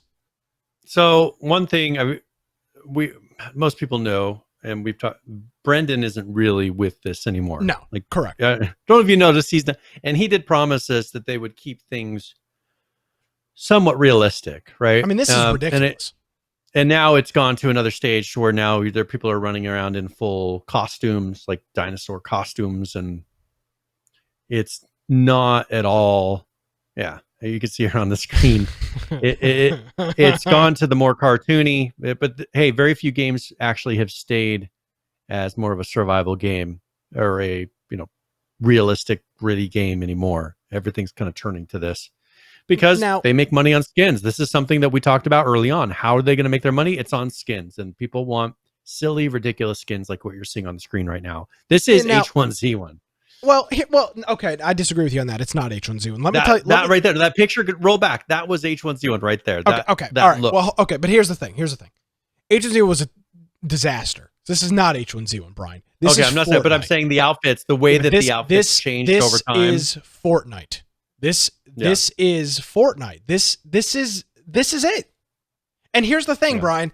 I have a hard time throwing stones at them for this because you can't look at what Epic has done with their Fortnite skins and things and say, oh, companies should hold their ground. Look at all the money that Epic is making.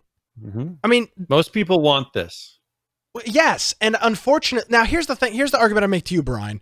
You've had 3 years, 4 years to play this game in its current state. Is this game ready for this change? Maybe PUBG is ready to become more of a, not cartoony, but more of a cartoony style game. Maybe we're ready for it now. Yep. Yeah, I don't think that there will be people that are outraged, but I think that most people are kind of over it. I think that it's kind of, there's very few people that want that more realistic, gritty feel like we do. I think we're few and far between. Most people want something like this. It's just more of the mentality of the game players today. Yeah, but let me tell you what, though. Okay. With H1Z1, it was I feel like it was a culture shock thing, right? Yeah. Now that games like Fortnite and Apex have kind of already done this, is it really that big of a deal? I'm over it. I'm over it now. I would assume you are, because this was one of the things, Brian, that you were hell bent on back in 2017. I remember when PUBG when they added the Twitch parachute to PUBG, Brian was ready to blow up the Blue Hole building in South Korea. I mean, and we asked Brendan about that specifically because we were there with him, and we said, and in the interview, asked him, what is this where the game is going? And he said, no, this is temporary. We're just doing it for the special event for Twitch or for PAX. That was over 3 years ago. And, this is going to be stay. But now I think that they've realized that most people, they want this kind of cartoony feel. And, the people that are wanting a hardcore game are going to go play something else. Well, and that's one of the big things here too, Brian, is if you do truly want the hardcore there are games that exist. There are. You can I don't go think you're going to be playing PUBG anymore. PUBG originally started as somewhat of this, but I think it's not. It's transitioned over time to not be that. Yeah, and Falcon's pointing out Fortnite has the cartoon art style to the entire environment. True, but I think that they've eased. I think Fortnite all of this has been foreseen. Yeah, of course. If you look in the mobile client, the mobile PUBG that they've had all these kind of skins in there since that started. So I think that kind of told me this is the direction they're going to go. If that was successful and they saw people buying skins on there, that they would turn around because they didn't really have a way to make money off of people after the purchase. Well, and here's the thing, Brian, wasn't really for anything for them to sell. And here's the thing, I think you and I and other people as well, we don't have a right to sit here and say PUBG shouldn't do this because we don't play the game. We are not funding them. And at the end of the that's why I don't bash them like I used to when we did play it. Yeah, and I think that's the hard thing to say here is, I can sit here and go, oh, this looks awful. But here's the thing. I'm not providing them any monetary I'm not giving them any stimulus. I'm not giving them any money. I'm not playing it. I'm not talking about it.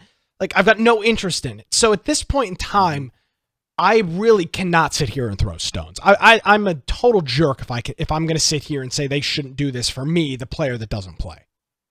And I know for a fact you fall into that category, and I'm sure a lot of other people do. I mean, it just gets to a point where they have got to make a business decision, and if you don't play the game, at this point, I don't think you have a whole hell of a lot of room to stand on. And I think this is the smarter business decision. Of course. There's a lot more, because what I understood early on, and I kind of questioned, I said, how are they going to make money? People that are into the game like we are going to get that best camo. Like, they're going to get whatever mixes in that you feel like is making you the sneakiest player, right? That's what I would get. And I would stick with that outfit. I'd get one that was generally mixed in with the environment, and that's it. You only sell that to people once. With these, you're like, oh, this is another crazy outfit. People will buy those over and over again. Where if you have things that are realistic, people are going to get generally what they feel like is somewhat concealed, and then they're not going to keep purchasing afterwards. You need to have it like this to where it's just silly, ridiculous, stupid outfits that people are going to be changing on a regular basis. Yeah. Yeah. Like for instance, Nisco posted a thing showing H1Z1 skins, like $2,000 worth of H1Z1 skins versus $6, and the difference is one is a blue clown mask, the other one's a red clown mask. One is a slightly colored, but they're this very similar things, but just slightly different. But what those little difference, the rarity of them made people go crazy for them and spend way too much money for silly little things. That's what they're probably going to try to get with this.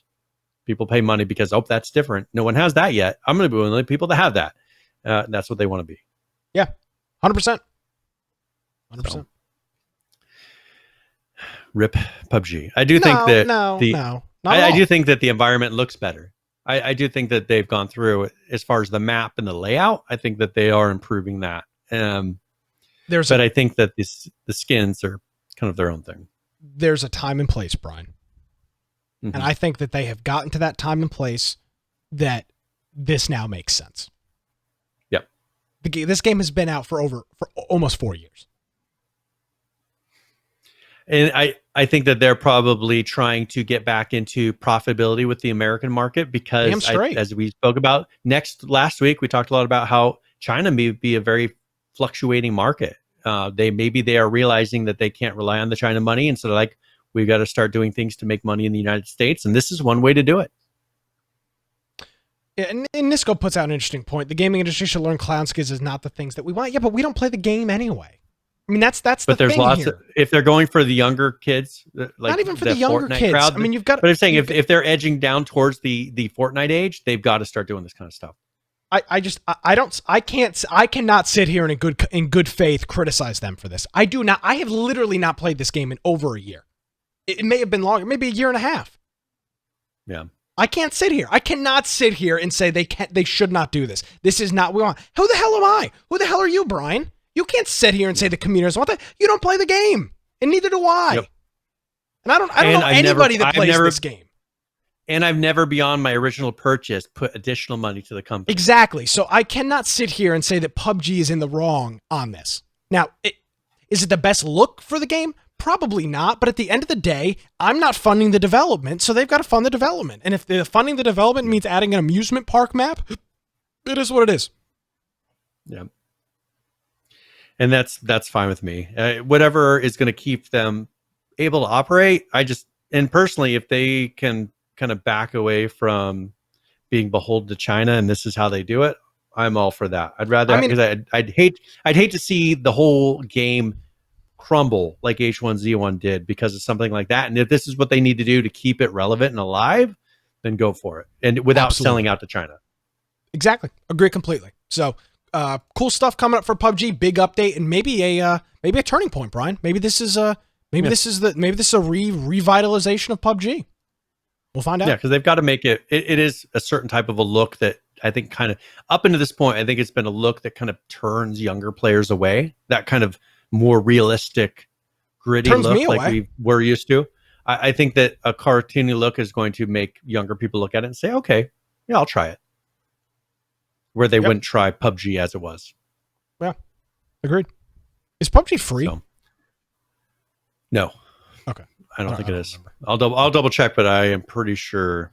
Okay. I could not remember if it was free or not. No, it's $14.99 right now. Is that a sale price or is it always $14.99? That's half price. It's usually $30. Okay, $30. Okay. Interesting. Mm-hmm. So, all right. Did you want to? Let's see. Arc really quickly. We'll go over some of the updates. What's going on in Arc land? So they're 310.41. They ended. This is on the 21st. So right at when we did our last show, they ended their excellent adventure, pretty much event that they've been doing for the past couple of weeks. They enabled the Easter event. They enabled the 2 times harvesting and breeding and things that they do on a regular basis. They fixed the bugs with the cruise missiles, which were causing them to detonate on when the player was firing. Which you can imagine, if you have a missile that explodes the second you push the button to fire it, that's probably not doing exactly what you want. Imagine sitting on like one of your good dinosaurs too and accidentally blowing yourself and then you just totally kill, you blow up your really rare tame. That would or you're standing on like a roof of your base And you shoot this thing in the And AoE it destroys some aspects of it. And also, they fixed a bug preventing mechs from attacking structures. They fixed an exploit with the Rock Drake. They fixed multiple level design issues related to holes, floating foliage, volumes, and lighting. They fixed multiple server crashes and server stalls. They fixed a bug with certain creatures attacking through structure walls. Reduced the giant turtle's bubble blowing attack on and when above ground, or on attack on when above ground. Marked Valguero's Ice Golem and Chalk Golem as unable to transfer. Valguero Ice Wyvern class switched to Ragnarok Ice Wyvern. Fixed an exploit that allowed mission creatures to be used in unintended ways. Added an additional kill volumes to unintended playable areas. Fixed an exploit which allowed certain creatures to attack structures through walls. Fixed a bug that could cause items to transfer back to their own inventory when transferring from personal to remote with the T key. Adjusted or reduced the Thyla cost for cloning. And fixed a bug with the grenade launcher where it sometimes wouldn't use all of its ammo. Boom, shakalaka. Thank you, UGX Vibe, for 27 months. Wow, look at this Crazy guy. how those numbers are going. What a guy. I feel like he's showing off. He's got I tell you one what, of the man. top numbers. After this whole quarantine thing is said and done, when I have lunch with our friend UGX Vibe, Brian, I think I'm gonna have to dip into the infection pot and cover this man's lunch. I mean, at this point, I think he's bought himself a hamburger or something at this point. Thank you, UGX Vibe. We greatly appreciate it. And then Brian, this other update is 310.47. A small one here, improved to the anti-dupe protection, which has been an issue for 6 years. Retroactive fix for the Valguero Ice Wyvern, which were stuck as raptors in the cryopod, so that would be an issue. You'll still see the raptor icon until you use the cryopod, but now it's actually a wyvern instead of a raptor. Icon. Yeah. Okay. And then fixed holes/floating foliage, and then resolved some anti-meshing false positives. So maybe some anti-cheat issues that were causing people to get banned or something. The big thing is the anti-meshing was a thing that really just 3-4 months ago was fracturing the whole ARC community. Well, meshing was anti-meshing. So they implemented this anti-meshing to make it so that people couldn't go through the ground and through objects. And so now this system, they're really trying to tune it so it doesn't take some normal behavior and accidentally flag you as someone who's trying to mesh. A cheater. But that brings us current. Very cool. Excellent. Another game that we had put on here is Withstand Survival, and they put out 1.0.9 update. And this one, they've added some new items. First of all, they added a berry tea, which you can craft with berries. They added a sleeping bag, which you can use to build sleeping tent that you can craft from fabrics. They put in antiques, which are items that you can loot and then sell for money. Treasure maps, they show a location where you can search for valuable items. And then a level 2 pistol. They've added some new buildings like the sleeping tent that was linked to that sleeping bag. They've added the campfire. They've added partial controller support. So if you have an Xbox One or Xbox 360, those are the ones they've tested them on so far. You can try to use a controller with it. They said it's going to require more testing and bug fixes, so don't expect it to be perfect. They added some new pistol animations for reload and fire. They added the first version of the user guide for beginners, so you can go through and kind of learn how to do basic things. Very necessary. Very, very necessary. Yes. Which goes over a lot of things like the player stats, building, crafting, just all the basics. I added new skills. So they added one for getting less fall damage. They added one that increases the max building count that you can have, and then one that increases the plant growth speed. The trader NPC is now working, and there's also a new quest that you can do. There are also new quest survival : trading, so you can go do that one. They just for testing the level 2 pistol in this version will cost $1. And that's so that they get a bunch of people using it so they can test it. But you can get it for $1 right now. Later, after this update, it's going to be $100 to $150 in game. So you'll want to get that now. Yeah, not 100, not real dollars, but in game you'll be able to buy it for that. So make sure if you do have this game, you buy it now. So, and then later they'll be, you're buying these through selling those antiques. That's how you're building up that kind of money. So you'll have to get a lot more. Added a new main story quests, as well as 2 side quests, and these are in the military outpost and the crash plane. They added more rocks, debris, and fixed a number of holes in the landscape. They fixed the mansion location loading, and then they did a number of improvements, bug fixes, and some language improvements as well. So a lot of things going on in this 1.0.9 Withstand. Yeah, lots of good things going on with Withstand, and I'm very optimistic on that game as well. It's in a much rougher state though than it's in a pretty rough state for an early access game, but yeah, things change over time. Let's talk a little bit about. So far, it's single player, so just keep that in mind for people. It is not a bad. It's like $13 or something though. It's not a bad. It might not be a bad investment. Now, I'll tell you this though. If you have to choose between Withstand or Deadside, 100%. Much more playable game. Much more playable game. Speaking of playable games, let's talk about Miscreated a little bit. We've got an update here. Update 1.110.0. Brian, it's a very official looking update, which is good. The Easter event is now over, so the eggs won't spawn anymore. The crafting recipes for weapons are still in the crafting menu, so you can still use your eggs at any time, but you just won't probably until the next patch, though. So you want to do that soon. Yep, and exactly. So that'll be gone soon. Kiosks, everybody's favorite feature. As stated previously in the dev blog, the kiosks have been made craftable now. They can be placed in bases, but will require a generator to work, and they go through the process of learning that. All scopes have been moved to the special shader made specifically for those scopes and reflex sights, so those should respond a little bit better to light. And they'll probably have a special little look too, special look of maybe looking through glass or something like that. Yeah, which is what you'd want. And then this change fixed a couple of other issues, mainly some jitter effects when you would be aiming. Maybe the crosshair would be kind of pulsating and kind of moving around funny. They've added a bunch of new sights. They've added some new magazine barrels and drums for certain guns. And then they've added the M4V5 rifle as well as the RPK rifle. So those are in there. All weapons now have durability. All weapons now have durability, now including ranged weapons. So I guess maybe ranged ones didn't before. Using a weapon will cause it to lose durability. Now that's interesting.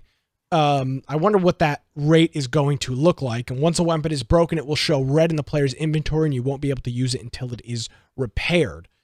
So with that, they've added and buffed a whole bunch of weapons. They've added a bunch of things to the spawn table, buffed certain damages and certain things like that. For base building, they've added a couple things here. They added a female deer head craftable trophy and a male deer head craftable trophy, as well as a wolf head craftable trophy. So 3 new decorations that you can put inside your base there. For vehicles, they adjusted the 5-ton and semi-trucks so they behave better than they have in the past. For animations, they adjusted leaning to react better when aiming down sight with scopes and sights. So that should look a little bit better. And then they added animations for the 7.62 drum magazine. And then for the game itself, they've increased stack size of sticks, gunpowder, animal fat, biofuel, charcoal, the iron ingots, iron ore, nails, rocks, pyrite, the scrap metal, sheet metal, stick piles, sulfur, thatch, wood piles, and then adjusted new weapon spawn rates versus old weapon spawn rates. Newer weapons will be less common now. They adjusted weight on all armor items based on their respective tiers, as well as adding epic weapon spawners to some airdrops. They added the AIM coin spawner to the AM coin spawner to the airdrops. I believe that's the kiosk coin system. They've added workbenches around the world so players can craft. That's actually pretty cool. You had to create those before. That was kind of a pain. And then they lowered the crafting requirements for a couple of things inside the base, as well as crossbow bolts. couple of bug fixes, and then in terms of modding, they added and this has always been a big thing. They've added modding, but it's been very half-assed, mostly due to limitations of CryEngine. But they added a way to list inventory/storage containers through Lua, and that they added support for custom UIs. So that could be interesting. Maybe now you could add some different game modes and, show different stats. Who knows? And then added a way to save/restore a custom value in Lua that persists to the database and through relevance on a server. Not really sure what that means. Self-hosted server. Yeah, I don't know exactly what they mean by that. Maybe now. So I think what it's saying is local mods can now affect the database server. So things, I'm not really sure what that means exactly. So it will persist in the database, being that, as you said, it's going to save the value to the database, which would persist on restarts and things like that. Maybe also through relevance on server. I think what they're saying there is, as the server is active, it'll maintain, saving that in the local kind of storage. If your game were to crash and restart, you'd probably lose those values. But if it's persistent, I think it's going to stay on the server, and then it'll save it to the database on a restart of the server. So you should be able to keep things, make custom mods that then have values that persist. This is a pretty big update. It doesn't necessarily look like it in terms of like big crazy features, but there's a lot of stuff in here. It seems like what they're going for, and Nisco kind of hinted at this in chat, saying, they're adding all these insane full auto weapons, and they're increasing all these stack sizes. I think that because before it was just incredibly difficult survival and having to go through and just trying to find the littlest of items, barely finding anything, finding 2 bullets here, 1 bullet there, and that didn't even fit anything close to your gun usually. I have a feeling that they're going to start upping the loot tables and having it to be where you actually have gunfights now, because you actually have bullets and all these different guns, and you can carry more things so you can build. And I think that this would be one of the smartest things they could do too, because this has been the downside.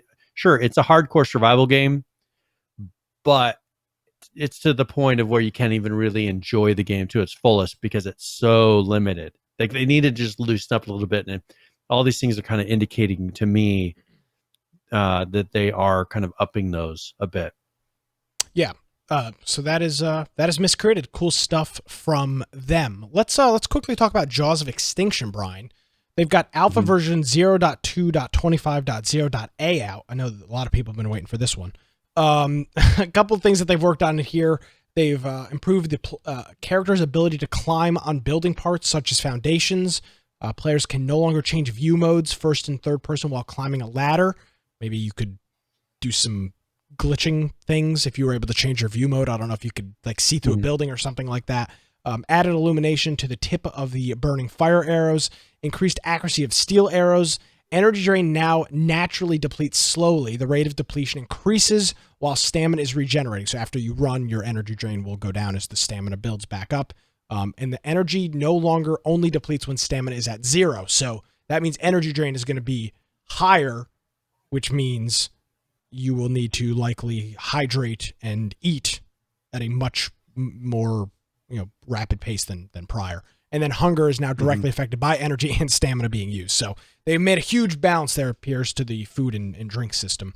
In terms of the NPCs, they've added a new Horde Storm World event. Occasionally during the night, the weather will transition into a powerful storm. I like this. Empowering the infected, who will continually hunt you down until the storm passes, outlast the onslaught, or die trying. The infected spawning. Now, this kind of reminds me of the 7 Day in 7 Days to Die. We've got this crazy storm, and these zombies are going to kind of hunt you out. That's very 7 Days to Die-y.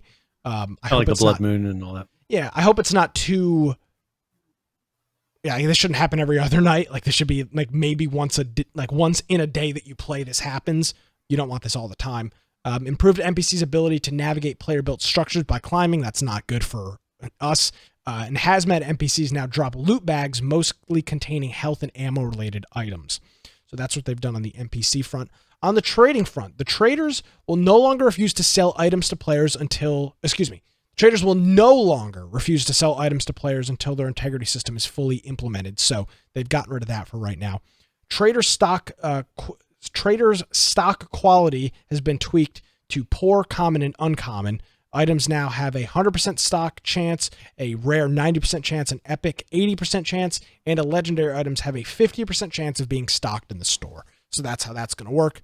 And then the trader now supplies the Extreme Survival Backpack, and all goods purchased from the trader will start at 100% condition. So they'll be brand spanking new right off the shelf.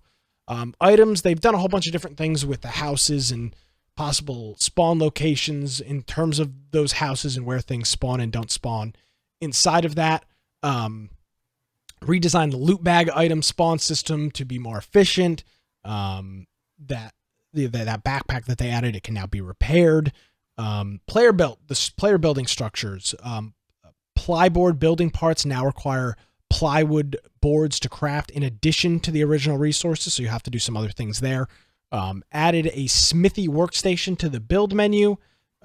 Moved storage containers to the basic survival category. The campfire will now light under the protection of any viable weather protection. So as long as there's a roof, it appears that will work. And then workbenches reoriented to face the player during placement. So that should hopefully deal with maybe placing items a little cockeyed and them not looking good. They've made a bunch of other changes as well to the environment, to the UI, to the vehicles, quests. Nothing super crazy, a bunch of performance, and a whole bunch load of bug fixes. One thing I was going to mention on the performance aspect, they mentioned here they disabled shadow casting from pathways and roads. What's that? A reason that they would do that is the roads and the paths are what's called a spline, and that is an object that then is attached and curves, and it makes it a giant object that possibly spans a huge section of your map, right? Well, in Unreal Engine, that is a big performance impact. That giant object casting shadows really impacts the performance, and so they've disabled that. So a road, if you go up to the road and the road is a little bit raised, you're not going to see that little bit of shadow being cast from the side. So I think the benefit of the road, not, if you were attaching, because you can attach like telephone poles and things like that to it, as long as they're not doing that, because you want to be able to have a telephone pole cast a shadow. I mean, for realism. Yeah. But if it's just the road, you're not going to really notice that little bit. So, the performance increase it gives is huge. So it's good that they're noticing these little details. Gotcha. I know we've got a couple of other stories, Brian. Are any of these urgent that we need to cover this week, or could we push some of them to next week? No, we could push a number of these to next week. We're perfectly good with that. Well, if that's the case, we missed a couple things, but we'll get to them next week. I got a comment on the length of our show last week, and I kind of agreed. They're like, hey, we like listening to the show, but like 2.5 hours is a lot for a podcast. Mm-hmm. And I was like, yeah, okay, you make a valid point. So I think maybe we'll be a little more mindful of that. So if that's all right with you, Brian, we'll go ahead and roll into current players, and we'll get to some of that stuff next week. So let's talk about some video games. Let's start it off with DayZ. The rest in peace DayZ. Currently playing 13,465. The 24-hour peak, 23,709, with a 70 peak of 25,567. Decent player count, but nothing where it should be. Speaking of great player counts, Ark, 60,686 people currently playing right now. The 24-hour peak, almost 100K, 99,003. And the 70 peak, 113,918. Incredible. These numbers are through the freaking roof. Compares them to Rust, who, for months was going hand in hand. Only 48,000 people playing Rust right now. I say only. In comparison to Ark, the 24-hour peak, 71,487. And the 70 peak, 85,035. Just crazy numbers there. Very, very good stuff from them. Let's take a look at PUBG real quick. Currently playing this, 32,776. The 24-hour peak, 558,204, with a 70 peak of 581,813. China is still strong with this one. Possibly. And then finally, wrapping it up here, Deadside. Currently playing 4,600. The 24-hour peak 6,117 with a 7-day peak of 8,831. And that's actually pretty current good players. for a game that's still in rough shape, as far It as is. being developed and Out- very new. Out just about 2 weeks. And I do want to give a quick shout out, Brian, to our friends over at Zera. We got a message from them this past week that they're expecting a big content update. They said next month, and next month is like 3 days from now. So hopefully we'll have a big content update in the next couple weeks. We'll be doing it for Game of the Week, and we'll have a couple copies to give away on the program. So stay tuned for that. Zera, big content patch coming out in the next couple weeks, and we'll have a giveaway in conjunction with that for Game of the Week. So we thank our friend Joshua for reaching out to us and keeping us in the loop on what's going on there. So look forward to that over the next few weeks. Very good. All right. You ready for tip of the week? Yes, sir. All right. Usually I give a general gaming tip or for a specific game. And since we're talking a little bit about 7 Days to Die, I figured that would be good for tip of the week. You can put some cool artwork on your wall. That should be the tip of the week. Oh, yeah.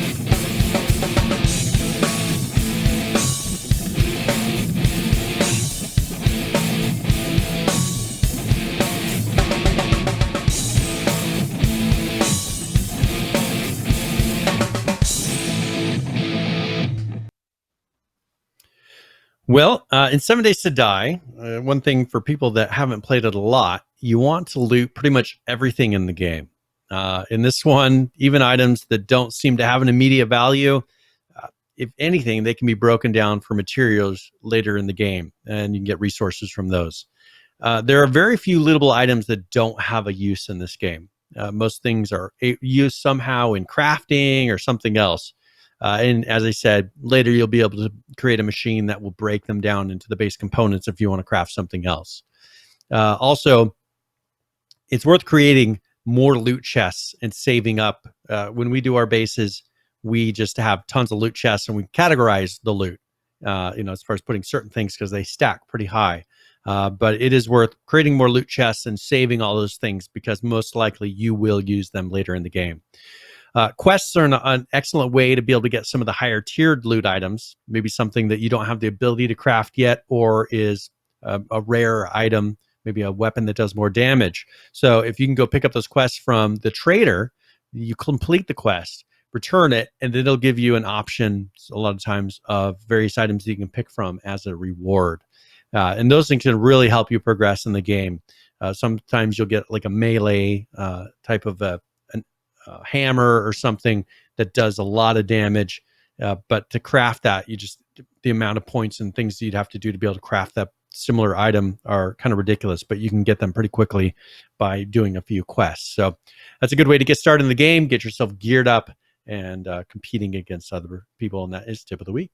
Oh man, I cannot wait for Alpha 19. I am super excited for Alpha 19. It will hopefully be here within the next couple weeks, and we can get on our merry way playing that. Yeah, bring up a server and go crazy. Yes, sir. All right, Brian. Game of the week this week, not particularly sure right now. I'm not actually even sure I will be around on Friday. But as we've had for the past couple of weeks, just show up in Discord and see what's going on. I may see if people want to do a little bit of Atlas or something. Spin up our private server, build some stuff, maybe increase the rates, and just see if we can make some cool boats. All right, and see let's some do that features. then. We'll do Atlas for Game of the Week. There you go. We'll make a weekend. All right, we will do that, and I'll make sure I'll tune the server to where it's rewarding enough to where we can experience a lot of it in the weekend. Yes, I know Bobby J is very excited. Oh yes. All right. Do we have a game giveaway? Let's go ahead. Yep, let's go ahead and close this raffle, and we will draw. Oh, look! Congratulations, Bobby J! Oh my goodness, Bobby J! He's excited for Atlas. A man of the people. What can I say about Bobby J? He's a man of the people. Congratulations. Yes, sir. And hopefully you'll join us Friday night for some Atlas, Bobby J. Joe uninstalled Atlas. Well, you said last week you wanted to play Atlas, so you're gonna have to reinstall it. Yeah. So that's current. Hopefully they're giving you free overage on your internet. So yes. So we'll be playing Atlas Friday night and probably over the weekend for Game of the Week. Very good. All right, we ready to roll on out of here? Sir, yes, sir. All right. Well, if you want to find me at Boise Computer on Twitter, my blog, biteoftech.com. Also, if you want to check out our website, infectionpodcast.com. On the right-hand side there, you'll see join our server on Discord. If you do that, you can help submit news that we discuss on each show. Also, we will use that when we're playing our various games to communicate, and people just kind of chat, share a lot of links and funny things. It's pretty much where we are hanging out in between shows. Also, if you want to get a notification before the live show, you can join our Steam group, and you get a little pop-up from Steam if you happen to be logged in about 5 or 10 minutes before we go live. If you happen to be at your computer, you can come and join us and participate in things like the game giveaway. We have links to our Twitch, YouTube, and Mixer if you want to watch the video for formatting of that. Also, we have our audio-only forms. So these are ones that are after the show. You can go and listen to it on the road or at work or whatever you happen to be doing. And we have links for all the different kind of platforms that you may want to do. If there's anything in this episode that you're trying to figure out, maybe what we're referring to, or maybe you want to see the video and you didn't have a chance to see it, go check out our show notes for now 276 episodes of the show. You can go around and view each of those links and check them out. Maybe follow along as you watch or listen to the show. And then if you want to support us, amazon.infectionpodcast.com for Amazon purchases. If you type humble.infectionpodcast.com for Humble Bundle purchases, or as you heard through this show, we're very happy when people give us their Twitch Prime subs, because we had people, 27 months in a row, they have been giving us their Twitch Prime subs, and those add up throughout the year and pay for our PAX trip. So we appreciate that very much. Yes, sir. And I want to thank a couple of individuals, including our friend Falcon, our friend Johnny Fine, and Mr. IOU Lunch, UGX Vibe, for hitting us up with the resubscriptions here on Twitch over the past week or so. So, gentlemen, we greatly appreciate it. Thank you very much. Brian, thank you as always for all the work that you do. Yep. And we'll see you Friday night for Atlas. And next Tuesday, we'll be back with another riveting episode of Infection. Yes. So thank you, Brian. Appreciate it. And we will see you next week. All right, folks. Sounds good. Well, my name is it's Nick Craig. You can follow me on Twitter at Nicholas M. Craig. If you're interested in some IT stuff, I've got a little blog I'm working on. It's called dudeinit.com. Of course, our website, if you missed any portion of the show, is infectionpodcast.com. You can get our links, show notes, pictures, all that fun stuff there. Ladies and gentlemen, thank you so much for joining us for another episode of Infection. Have a great week. Stay safe. We'll see you next time.